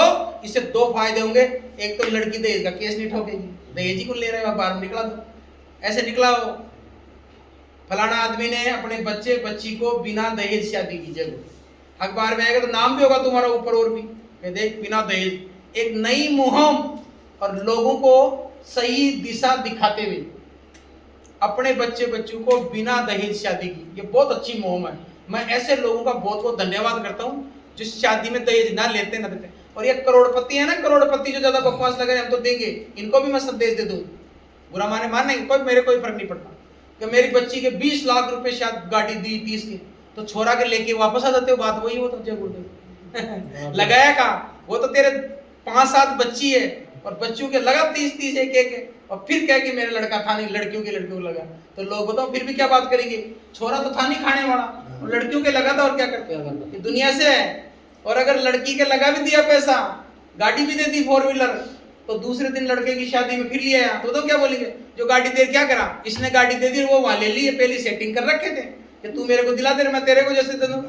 कोई बड़ा नाम नहीं है तुम्हारा समाज में, तुम्हारे से ज्यादा लोगों से मैं व्यक्तिगत मिलता हूँ, लाखों मेरे फॉलोवर है, बहुत शादियों में जाता हूँ। शादियों की कोई बढ़ाई गई जमाना पहले, अब कोई नहीं करता, अब कोई बात नहीं करता क्या लगाया क्या नहीं लगा, पूछते ही नहीं है। बारात में गए सबका ध्यान रहता, 50 की जवारी 100 की, उधर देखे कराया टीका पे गया, और कोई तो जीमते भी नहीं आजकल, बीपी रहती है, किसी के शुगर है, बेचारों के आधे तो वैसे बीमार है, तो वो तो पैसे वाले होते भी गरीब है, रसगुल्ला ही नहीं खा सकते, फिर पैसे वाला बनने से क्या फायदा। डॉक्टर ने कह दिया दूध मत पीना, दही मत खाना, गरीब आदमी तो भैंस नहीं ला सकता, लाख रुपए कहां से लाएगा, उसको तो खाने की व्यवस्था नहीं। और ज्यादा पैसे वाले हो गया तो उसके शरीर में रोग पैदा हो गया, भगवान ने रोग पैदा कर दिया, शुगर, डायबिटीज और बीपी हाई, बीपी लो, तो वो वैसे नहीं खा सकता, सूखी रोटी सब्जी खा, और मकानों को चाट, इनको ये महल बना रखे उनको चाटता रहे, और पैसे पड़े इनको सूंघता रहे। तो ये पैसे वैसे धन ये भी काम कब आते हैं, जब तुम्हारा शरीर स्वस्थ है। इसलिए भाई मेरी बात को समझो, ये जीवन तुम्हारा नहीं है, इसको एक डिवाइड सिस्टम बनाओ। और कैसे बनाओ, मैं आपको सुखी रहने का रास्ता बता रहा हूं। छोटे से छोटे मापदंड से लेके जा रहा हूं आपको। आपके पास 1 करोड़ रुपए ऐसे मान लो, ठीक है, 1 करोड़ है, 25 लाख रुपए तो बैंक अकाउंट रखो। भरोसा क्या है बुढ़ापे का तेरा, आजकल बेटे पोते न्याल करने वाले नहीं, लपड़ा लगाओ। पैसे को डिवाइड कैसे करना, 25 लाख रुपए बैंक अकाउंट, अपनी जरूरत बुढ़ापे में पूरी करने की। 25 लाख रुपए बच्चों की शिक्षा में लगाओ, तो बच्चे शिक्षित होकर के बड़े पद पे जाएंगे, तो तुम्हारे को बुढ़ापे में नहीं कहेंगे तूने मेरे लिए क्या किया, 6 फीट का पैदा करके तेरे को नौकरी लगा दी, अब कमा के खा, मेरे क्या मांगता है ससुरा, टेंशन खत्म। 25 लाख रुपए ऐसे लोगों को ढूंढो वास्तविकता से जिनका संसार में कोई नहीं, छोटा सा 5 साल का बच्चा, 2 साल की बच्ची गोद में, 2-4 महीने का पेट में, घर में कोई संभालने वाला नहीं, छोटे छोटे 3 ओडे बच्चे, माँ बीमार। ऐसे बच्चों को अन्य क्षेत्र में, शिक्षा में उनको मदद करते रहो। बंदरों को केले खिला दो, गायों को चारा डाल दो, चींटी को डाल, उसको मतलब पूरा करना है पुण्य में, भगवान ने अपने को दिया है ना, तो उसको पुण्य में करो। 25 लाख रुपयों का क्या करना, 25 लाख रुपए अपने जीवन में खर्च करो। जय गुरुदेव। कैसे करोगे, अच्छे कपड़े पहनो, भगवान ने खाने के पहनने के लिए दिया, तो उसको इकट्ठा करके क्या करोगे, तुम्हारे बेटे पोतों के लिए, बेटे पोते तुम्हारी ज्यादा कमा लेंगे जय गुरुदेव। अरे भाई हम जैसे कोई दादा अपने पड़पोतों के लिए कर रहा है तो मैं तो इसको मोह माया मानता हूँ। मेरे पिता ने मुझे पैदा किया, उनकी जिम्मेदारी मुझे पालने की थी, और मैं मेरे बच्चों को पालूंगा। मेरे पोते पोतियों को मेरा क्या लेना देना है? जिनको जिसने पैदा किया वो पालेगा, मैं क्यों पालूं? ये तो मोह माया ही है। किसी के दूसरे को बच्चों को पाल, आप सेवा तो कर सकते हो लेकिन जिम्मेदारी नहीं उठा सकते। ये मेरी जो ड्यूटी है, सेवा भाव से कर सकते हो, मैं मना नहीं कर रहा। पिता गरीब है तो दादा अपने पोते पोतियों के लिए कर दो, मना नहीं है। पर मैं ये नहीं कह रहा कि उनके बाप की क्या रेस्पॉन्सिबिलिटी रहेगी। अरे भाई दादाजी, आपके दादाजी किसको पाले? आपके पिता को। आपको कौन पालेगा? आपका बाप। दादा क्यों पालेगा? दादा अपने बच्चों को पालते हैं, बुढ़ा में भक्ति नहीं करेगा क्या? आनंद नहीं लेगा, घूमेगा नहीं, तीर्थवर्ती स्थान पे नहीं जाएंगे क्या? तो अपनी ड्यूटी क्या है? अपने बच्चों के लिए, और पोता पोतियों के लिए उनके माँ बाप है। तो ये चार जगह आपके पैसे खर्च होने चाहिए, फिर आपके जीवन में सब चीजें प्राप्त हो गया। अपना अपन भी कुछ 25 लाख खर्च कर रहे हो, बच्चे भी कुछ 25 लाख रुपए, पुण्य में भी खर्च, जिसमें आपका खाता भी भगवान चेक करेगा कि वाह यार बहुत अच्छा काम करके आया, और 25 लाख रुपए बैंक अकाउंट की बुढ़ापे में देखना भी नहीं पड़ेगा। ये चार जगह डिवाइड कर लेना अपने जिंदगी के पैसों को। जय गुरु। आपके बच्चे और लोग मिलेंगे चार प्रकार के, आप जीवन में चार प्रकार के लोग मिले, 5 और प्रकार का बनाएगा उन कंपनी उन मणि। जय गुरु। जीवन में सक्सेस होंगे आप, आपके दोस्त फ्रेंड जो मित्र हैं वो 4 प्रकार के मिलेंगे। जब भी आप कोई नया काम बड़ा काम करने के लिए काम करोगे, आपके जीवन में ये से प्रत्युत्तर उत्पन्न होंगे कि मुझे कुछ बड़ा काम करना है। सबसे पहले मिलेंगे पान जैसे लोग। आप किसी के साथ काम करना चाह रहे हो, दोस्त फ्रेंड या मित्र, पान वाले। पान को क्या किया जाता है? मुंह में खाओ, चबाता रहो, घंटा 2 घंटा 5 घंटा था पर निर्भर से। कम चबाओ ना तो जल्दी लेट पूरा हो, ज्यादा चबाओ तो जल्दी पूरा। पान जैसे लोग, थूक दो उनको, कोई काम के नहीं हो। जय गुरु। हटा उसके की बाढ़ हो, बाढ़ देगी तुमको। दूसरे मिलेंगे आपको उखम का इक्का जैसा। तू तो पहले सक्सेस जब आदमी दिखाना हमारे को लग के, ऐसे तुम्हारे से बात करेंगे, उनको भी हट जाना, वो जड़ते तुम्हारे से। जय गुरु। और तीसरे मिलेंगे चिड़ी के इक्के। चिड़ी वाले कैसे हैं? चिड़ी वाला फूफा बुआ मामा नाना काका बाबा परिवार वाला, छूट के ले वाला यहाँ कर गिरा, ऐसे नहीं करे तो बात कहते शांत बैठे रहो, मैं करूँ जो करवा दे भी देख लेना। जरूर कोई नहीं करता है, ये बकवास चीजें। और चौथा इंसान मिलेगा, वो होगा आपकी जिंदगी में सक्सेस। उसको कहते हैं ईंट का इक्का। क्या कहते हैं? 4 प्रकार को ताश के 4 इक्का बना दिया। उसको कहोगे रात को 12:02 पे 4 सेकंड पे इस जगह मिलना, तो रात को 12:04 पे 3 सेकंड पे आपको बोलेगा भैया काम आ गया। समझ लेना, वो इंसान जिंदगी में 100% सक्सेस हो जाएगा। चाहे वो डायरेक्ट सेलिंग हो, मार्केटिंग हो, बिजनेस हो, चाहे दुनिया की कोई प्रोफाइल हो, और आप कितने भी दुनिया का मोटिवेटरी स्पीकर आपको मोटिवेशन करे, ये मेरी 4 चीज जीवन में याद रख लेना। ऐसे इंसान सक्सेस होते हैं जो दुनिया में बड़े लोग बनते हैं, जिनका नेटवर्क बहुत बड़ा होता है। बाकी दुनिया में ताली बजाने वाले हैं, बजवाने वाले तो वो ईंट का इक्का वाले हैं, बाकी पान चिड़ी खमाड़ा तो कट जाएगा नहीं बजाएंगे। इसलिए हाथ जोड़ के विनय हमारी, तजो नशा बनो साकारी। जरूर आध्यात्मिक सत्संग के साथ साथ मैंने आपकी बिजनेस प्रोफाइल को डेवलपमेंट होने के लिए महाराज जी ने थोड़ा सा 5 मिनट के लिए मैंने मोटिवेट किया है। तो मेरी बातों को जीवन में अपना करके अपने निजी जीवन में, क्योंकि अर्थ के बिना संसार में नहीं चलता। क्योंकि आप अभी हम मंदिर पे आओगे तो गाड़ी में क्या डलता है, मोटरसाइकिल में क्या डलता है, और पैदल आते हो तो क्या करना पड़ता है, गर्मी, उसके लिए ठंड का कोई इलाज करना पड़ता है। तो कुछ तो चीज, तो आप लोग जीवन में कहीं भी जाते हो, क्या भी करते हो, कपड़े पहनते हो, जीवन जीते हो, तो उसमें पैसे की जरूरतें पड़ती है। पढ़ाई लिखाई कोचिंग के लिए, बच्चों के बाद, तो ये सब चीजों की जरूरत पड़ती है। तो महाराज जी कह रहे हैं खूब कमाओ खूब खाओ, पर गलत चीज, अंडा मत खाना, अंडा मत खाना। कभी तुम अंडा खा जाओ और किताब में पढ़ लो अंडा शाकाहारी है, गलत बात। कहीं कहीं खा जाते हैं, कि हम तो डॉक्टर हैं और डॉक्टर को पढ़ाया जाता है कि अंडा शाकाहारी है। कोई डॉक्टर लड़की बैठी है, कोई नर्सिंग लाइन की, कोई डॉक्टर लाइन की, कोई बीएससी की हुई, कोई साइंस स्टूडेंट हो, तुम्हारे में साइंस की है, खड़े हो। अंडा शाकाहारी है मांसाहारी? शाकाहारी।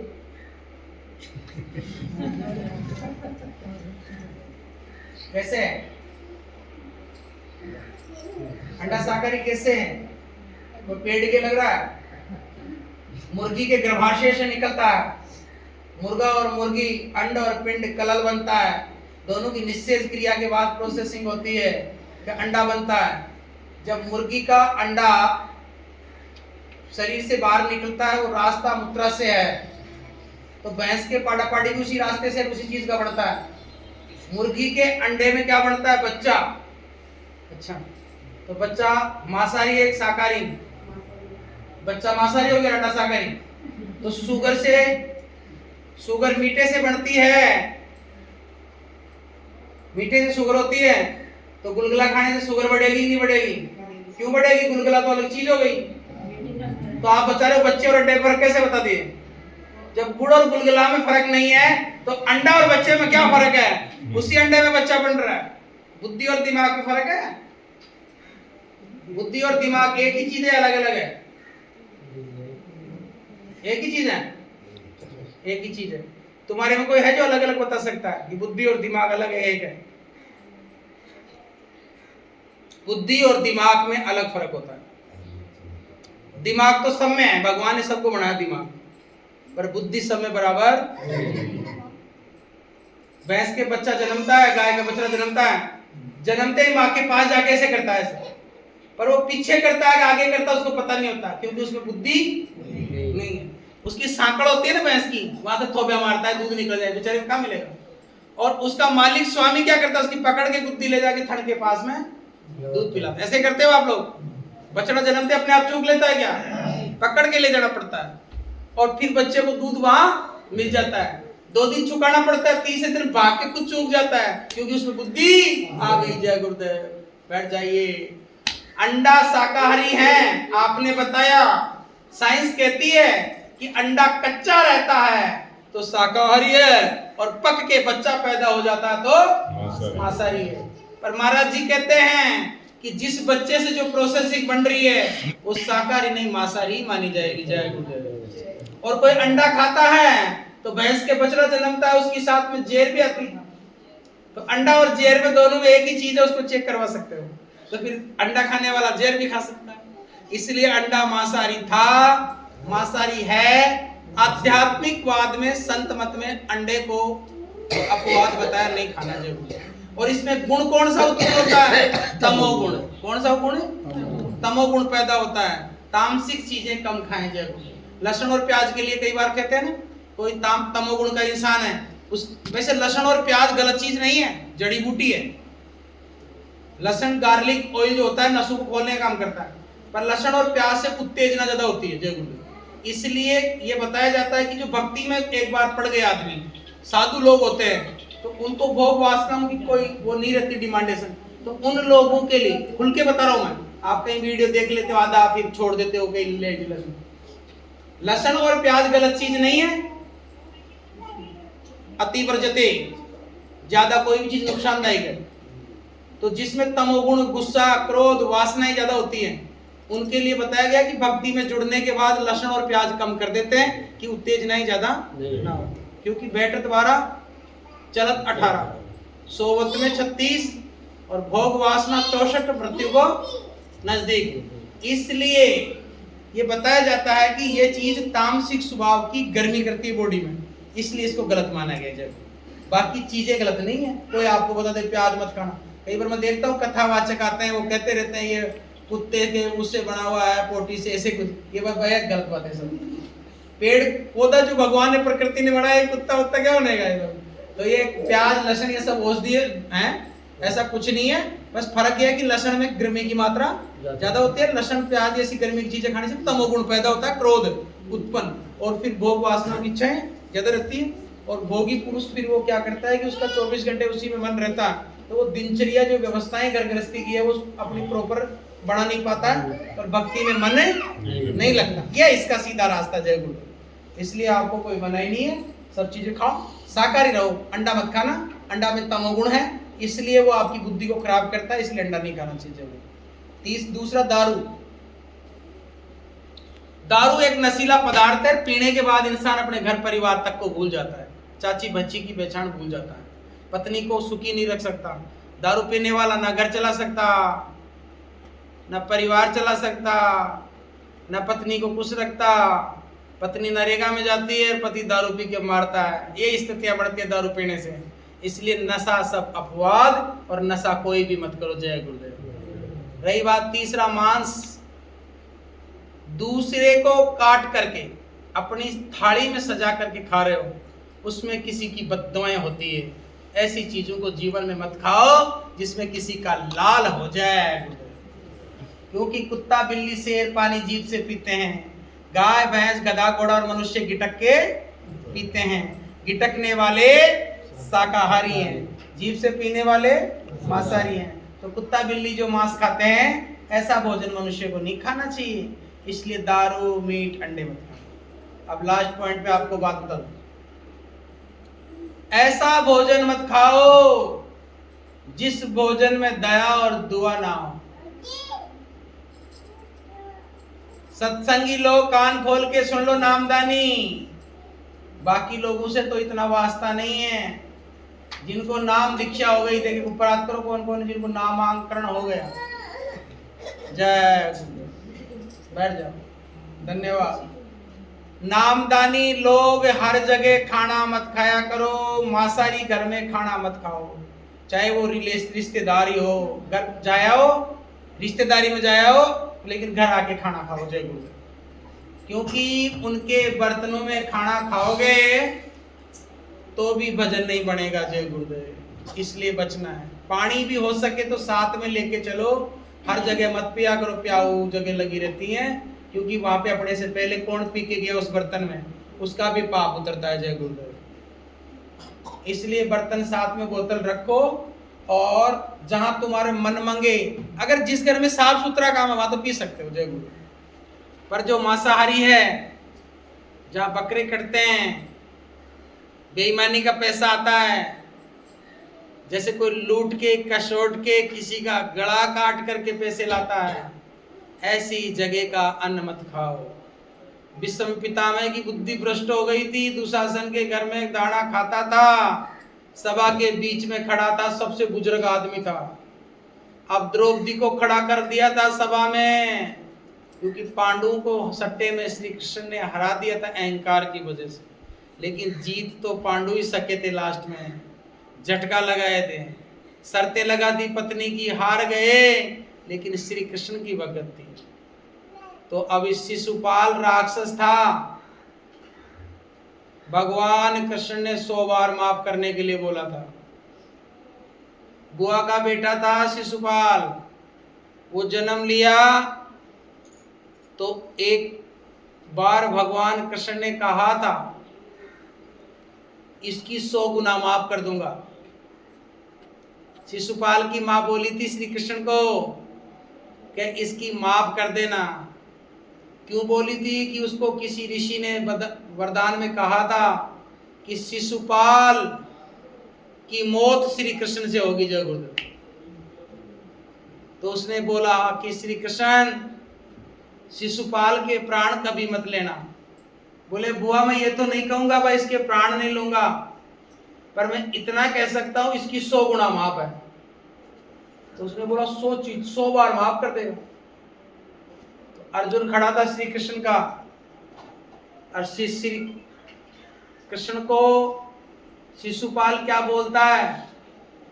अरे लुच्चा 1, लफंगी 2, माखन चोर 3, गिनता रहा। अरे बोले रुक जा। अर्जुन बाण निकला कबाड़ में। अर्जुन ने क्या निकाला? कन्हैया को ऐसे कह रहा है तू? क्योंकि वो परम भक्त था श्री कृष्ण का। श्री कृष्ण मुस्कुराते रहे, हाँ बिल्कुल सही बोल रहे जानू तुम, और बोल और बोल। 90, 91, जोर जोर से जल्दी जल्दी बोलेगा, पूरा सही कर दिमाग। 99, रुक जा भाई, अब मत बोल, मेरे बच्चे पे थोड़ा, वो तो बचा बस फिर बोल। भगवान कृष्ण ने तो इतना ही काम करना पड़ा जो बस।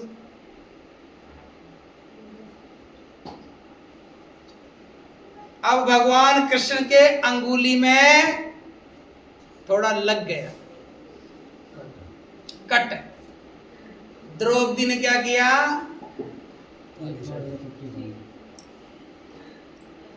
अपनी साड़ी महंगी वाली सु फाड़ है और श्री कृष्ण का आंगली का बांध दी। कहले कन्हैया तू मेरो भाई है, कहीं जाए मेरो भाई जासु। श्री कृष्ण बोलो सोने तू मेरे अत्तो बड़ो कपड़ो बांधी जाए और मैं तेरे इयाणु बात बरू लो, पूरा इतिहास याद रख लो। ई अत्ता सा कपड़ा ने इको कई गुणा तुम चुकाऊ लो। और पांडु में हो गई शर्त जुआ की। भगवान कृष्ण ने तो वादो पूरा करनो छो। पांडु हार गए, कौरव जीत गए। किसमें? जुआ बेईमानी से। तो लोग शर्त काहे की मारी? पत्नी क्या बता, पत्नी भी कोई शर्त मारने वाली चीज होती है। अब द्रौपदी को खड़ा कर दिया गया, पांचों पांडु बैठ गए नंबर में, और द्रौपदी मन में विचार करने लगी। क्या करी? कहीं छाती बजर की कर ली रे, आख्या लीनी नीच गर्दन नीच कर ली रे।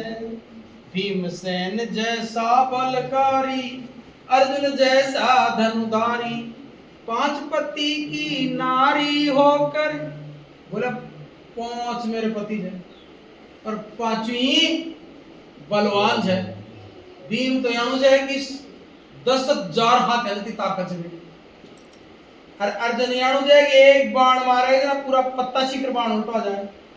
याणु धन उधर से, और मैं चुपचाप खड़ी जो रे माई का लाल मेरी तरफ देख रहा, पर देख के कहीं हार एड़ा तो देखो लगे यहाँ ताकत क्या काम करेगी, बचन हार जाओगे। अब सबसे ज्यादा उम्र का आदमी कौन था उसमें? भीष्म पिता। भीष्म पिता में। तो भीष्म पिता में बेटे बेटे निगाह आराम से देख रहे भाई। जैसे ही उनकी साड़ी लपेटड़ी आई है, यहाँ खींच वाला गया, तो पहली दफा पत्यान देगी, पति नहीं देखे जना हाथ हंसू पकड़ी।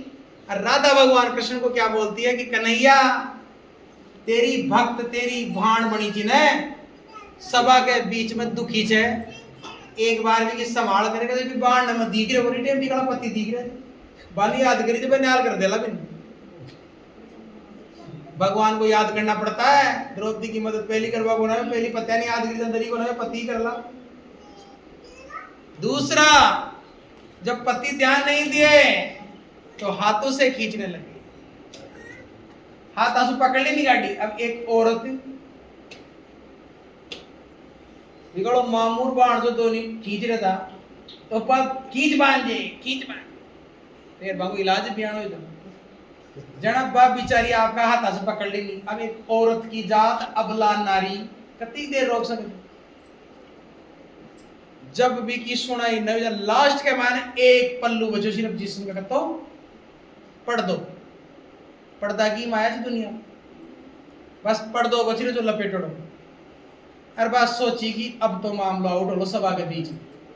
जना आंख बंद करती, आंख बंद करता है श्री कृष्ण दी गए, हरे कन्हैया कर जतू आयो। अति देर पहले याद गलती, अति देर के माय ने भी की साड़ी को चीर कर तो बड़ो जगो 60,000 गज चीर बड़्योर गठ्यो ना एक गज। अयाड़ो खींचता खींचता बगा हाथ दुखया डूंगरा का ढेर लागा, बिको पत्तो ही बन पड़े और दोने पड़गा डावर मूर्छा पड़गा खींच वाला, और दोनी खींचती टेम नींद को झटको भी आगो ऊंग आगे वाला आगता होगा खींचता खींचता बेचारा साड़ी को ओढ़ी को रहे हो। अरे जिया मूर्छी तो या ने झागता वैर पड़गा। जनाबाने एक मन में विचार आयो कि सारी में ही नारी है कि नारी में ही सारी है, कि सारी में ही नारी है कि नारी में ही सारी है। सारी है सो नारी है भाई, नारी है सो सारी है। कहते साड़ी की लुगाई बन गई, लुगाई की साड़ी बन गई, लपड़ो भाई। भाई एक तो मैं खींच रही हूँ तो कहना ये औरत का शरीर की साड़ी बन रही है, और अकड़ा पूरी हो जाए साड़ी में, वो जगदम्बा से है कहीं। या फिर साड़ी में ही नारी है, इस साड़ी में लुगाई है, लुगाई में साड़ी है। साड़ी में ही नारी है कि नारी में ही साड़ी है, सारी है सो नारी है कि नारी है सो का साड़ी खुद ही लुगाई थी कभी, या औरत ही साड़ी जगह पूरी की पूरी। अति देर के मान टाइम घंटी बाज की टन टाइम पूरा, द्रौपदी सभा के बीच में खड़ी, अरे भगवान चेहरा अल्लाह बटी ने युद्ध को समय पूरा हो, ये तो हो गया उनका, बच गई लाज उसकी।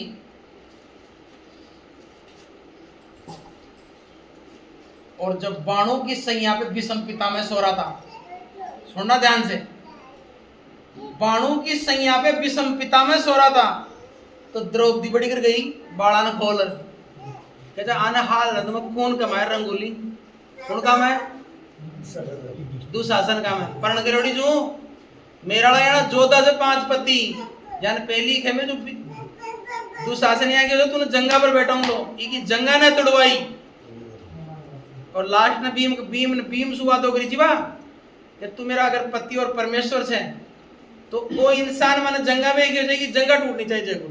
श्री कृष्ण याद दिलाया था उसको कि भीम द्रौपदी को प्रण गाई जाए, एक जंगा तोड़वो, अरे का खून आंसू बढ़ा ना।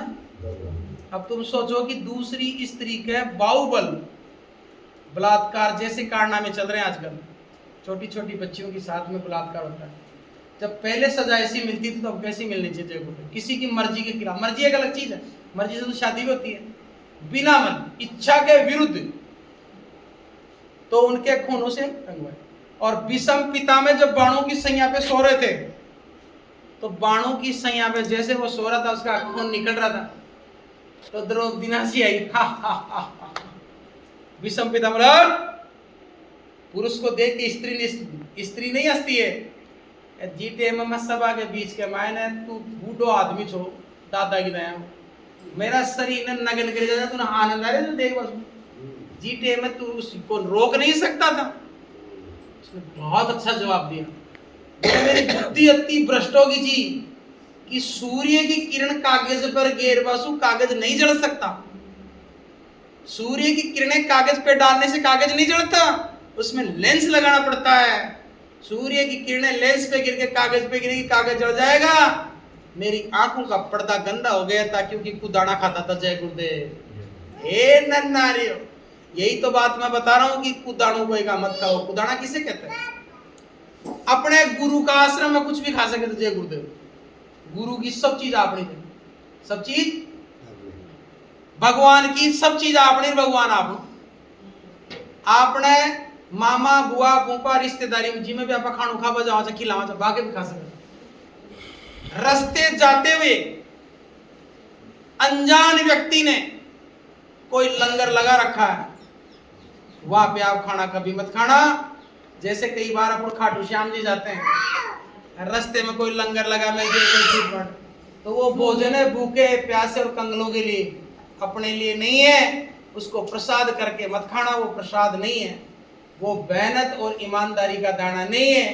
बेईमानी से जब पैसा आ जाता है तो उसको पुण्य में निकालने के लिए लोग अपना पुण्य को धोते हैं। जय, पाप को धोने के लिए पुण्य कमाते हैं। और जैसे कोई का गला काटने वाले कई प्रकार के लोग आते हैं, कोई कुछ इच्छा से अच्छे लोग भी काम करते हैं वहां पर, क्या भरोसा कौन सा दाना अपने घर में आ जाए। इसलिए हमेशा वहां से घर का दाना नहीं खाना। वो कंगलों के लिए है, भूखे लोगों के लिए भोजन की व्यवस्था है, प्यासे लोगों के लिए, अपने लिए नहीं है। तो मैं कई बार समझाता हूं भाई, दाना भी मेहनत का होना चाहिए। और भजन जब बनेगा, जब आप खुद भजन करोगे, नामदान लेके ध्यान भजन करोगे, ऐसी जगह मत करो। लास्ट टॉपिक है, मैं तो आपको तो मना करूंगा नहीं, और मैं तो मृत्यु भोज का दाना खत्म। अब लोग सोचेंगे गुरु जी मृत्यु भोज के दाने से क्या हो जाएगा। कई प्रश्न खड़े कर देते हैं लोग, कई ऐसे भी करते हैं कि मृत्यु भोज का दाना फिर नुक्ता का नहीं खाना तो 9 दिन तक वहां रोटी कैसे खाते हो। रोटी में नहीं घुसता है। कारण समझो पहले पूरा, जब तक पूरी पढ़ाई नहीं करोगे, जब तक आपको शिक्षा पूरी नहीं मिलनी चाहिए, तो अधगल घगरी छलकत छलकत जाए। जाए। नुक्ता के लिए मरने वाले नहीं घुसता उसमें, उसका कारण है 12वें के दिन 12-1 बजे पंडित जी एक कमरा कमाए, सबने बैठा, उसे परिवार वाला नहीं आके 11 देवड़ा जाओ रे कहता है। उस टाइम में 3 लड्डू बनाता है चावल के, और क्या बोलता है मंत्र, पिता पर पिता पितामह बोलता है, कपड़ दादो प्रेत योनि में, दादो प्रेत योनि में, तागड़ो पापा जी भी आज बन गो प्रेत योनि में। ईसरी ने तो छोड़ दिया, और फिर बना लाडू चावड़ा को 3 अरबाम खाएंगे रे तिल, प्रेत ने तिल को भोजन मिल जाए, दाग का, आंवले का, खट्टी चीज पसंद होती है। और फिर बोया के ले और बोया काई बनाया जो नुक्ता में लाडू जिंदे तक तो वैसा ही थे, और मैं 20 लाडू में सु लिया और बाके माड़ा लाडू चढ़ा दे, अबे दूं आसु को ले जोत गंगा माई की जोत ले जाओ, आ जाओ वे लंगर में जी माड़ा। फिर वो जन जब नुक्ता में 4 कुंटल लाडुआ में सु 4 लाडू उठा, और जो पिंडदान कराया जाए 10 गात को काम हो जाए, बीमाड़े भोग के छड़ावासु को पूरो भोजन प्रेत को बने कौन बने। अगर 4 लाडू छड़ावासु को प्रेत को पूरो भोजन नहीं बने, तो बालाजी का तो सौ चूरमा को भोग लगा नीचा नार पूरा मिलाओ, तो वो फिर प्रसाद भी कौन बने जाएगा। जब बालाजी कहते अतो साग चूरमा 4 बाटी ऊपर लेके जाते हो, और बालाजी के लगा वो अगर 20 चूरमा ले यार पूरा चूरमा मिला कहीं को जो पूरा ही प्रसाद बन गो। वो बालाजी के भोग लगाने से पूरा प्रसाद बन जाता है। तो फिर नुक्ते के लाडू में 4 लाडू प्रेत के भोग लगाने से भोजन प्रेत बन जाता है। ऐसे समझाओगे तो सब समझ जाएंगे, पर समझाना तो आता नहीं। अरे मैं तो कल खाओ नुक्ता को बहुत खराब हो जाए, नुक्ता को खराब कैसे हो जाता है, मैं पीसा लगाया, मैं लाडू बनाया, देसी घी लिया, खराब गया मैं, ऐसे करते हैं। तो मेरी हाथ जोड़ के विनती है सब लोगों से, मैं तो खाता नहीं हूँ, और आप लोगों की इच्छा आप खाते हो तो मैं मना करूंगा नहीं, पर भजनानंदी लोगों का भजन थोड़ा कम पड़ जाता है। बाकी पाप नहीं है नुक्ता का खाने का, पाप नहीं है, पाप नहीं है कि महाराज जी ने हमारे को ऐसे बता दिया, पाप नहीं है, खा सकते हो, पर मैं नहीं खाता। मैं तो बहुत जगह नहीं खाता, श्राद्ध का भी नहीं खाता हूँ, मैं शादी में खाता हूँ, बच्चे का कोई मुंडन संस्कार है वहां खाता हूँ, जहाँ कुर्सी का काम होता है वहां खाता हूँ, जब खाता हूँ। हाँ कई जगह और भी नहीं खाता, जैसे कोई मैं बताऊंगा तो, जैसे ये बैरू जी ऐसे लगे बकरा वकरा चढ़ाते हैं और वहाँ भोग लगाते हैं, फिर वो स्वामणी करते हैं घर पे, ऐसे लोगों के घर में खाना नहीं खाता। यानी हो सके जहाँ तक बहुत बच के रहता हूँ, बहुत हजारों में कोई 1-2 लोग हैं जिनके घर पे नहीं खाता, हर जगह नहीं खाता। हाँ मेरा प्रेम है तो खा लेता हूँ, प्रेम है तो किसी के साथ, हर जगह नहीं, जहाँ प्रेम है वहाँ नियम नहीं। मेरे सत्संगी हैं, सत्संगी लोग हैं, गुरु भक्ति में जुड़े हुए हैं, गुरु महाराज के टाइम से, ऐसे लोगों के खा लेता हूँ। जैसे फूल जी कड़ावना इसके खा सकता हूँ घर पे, ये 100% स्पिरिचुअल आदमी है, पेवर 100%। इसके बच्चे, इसकी धर्मपत्नी, और ये पेवर गुरु महाराज का, जिसको कहते हैं स्पिरिचुअल, आध्यात्मिक।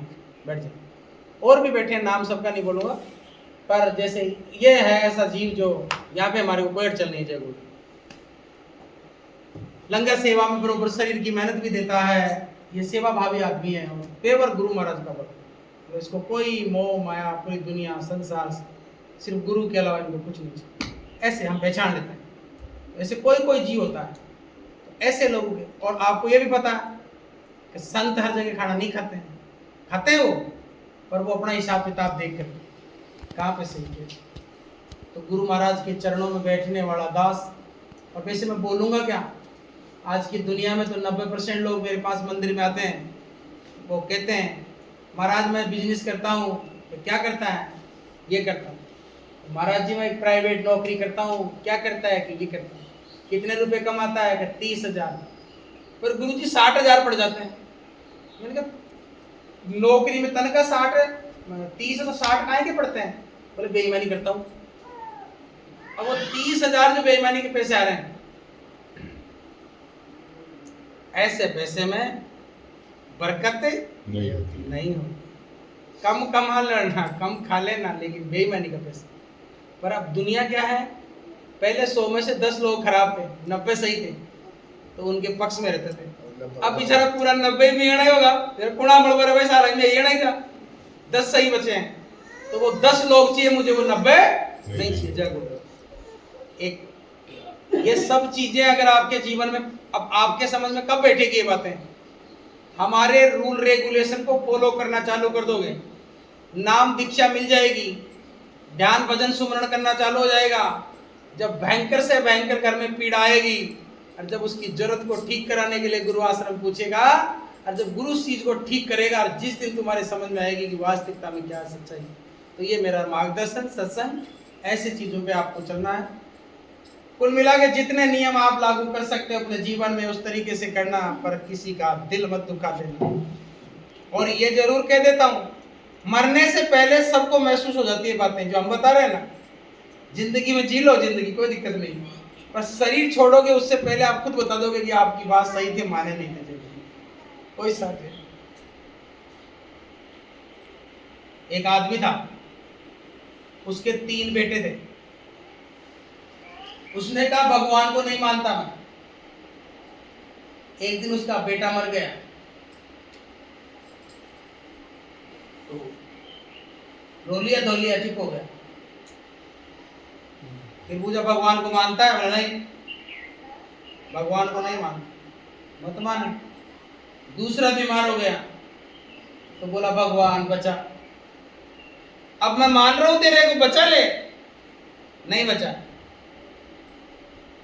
मर गया। तीसरा एक ही बेटा बचा, उसने सोचा भगवान भगवान कुछ नहीं है, मत मान, भगवान की क्या फर्क पड़ेगा तेरे ने मानने से, भगवान की फर्क पड़ेगा क्या। तीसरा बीमार हो गया, फिर गया भगवान अब मैं मान लूंगा तेरे को, अब मेरे ऐसी समस्या आ गई, 2 पहले मर गए, लास्ट बेटा ये बच जाना चाहिए। नहीं बचा, क्योंकि उसका पुण्य 0 था और पाप फुल भरा था। तीसरा भी मर गया, तो घर पे आकर रोया, अब कोई नहीं है मेरा दुनिया में, बस अकेला हूं, नहीं मानूंगा भगवान को, कुछ नहीं भगवान। मत माने, मत माने, क्या फर्क पड़ जाएगा, भगवान के क्या फर्क पड़ेगा कि मेरी दुनिया लुट गई, कोई भगवान नहीं है। तो भगवान ने क्या कहा कि ठीक है बेटा मत मान। एक दिन खुद के पेट में दर्द हो गया जोर से, इतना जोर से हुआ, पहले तो दवाई लिया, फिर तो भगवान को तो नहीं मानू, फिर जोर से हुआ, मेरा भगवान बचा। याद आया? याद आया। अब पता मुझे याद, तो हर बार बोला था मैं तेरे को याद नहीं करूंगा, याद नहीं करूंगा, फिर मुझे याद करता है। तो आप जितने भी लोग बैठे हो, दरबार में जाते हो, तो मानो मत मानो, कोई फर्क पड़ेगा नहीं। आज नहीं मानोगे, जवानी में, पागलपन में, नशे में, लेकिन एक दिन भगवान को मानना पड़ेगा आपको, और आप सच्चे भगवान की खोज करने के लिए किसी सतगुरु की ऑटोमेटिक खोज कर लोगे। अब सत्संग को ज्यादा बड़ा नहीं करूंगा। जय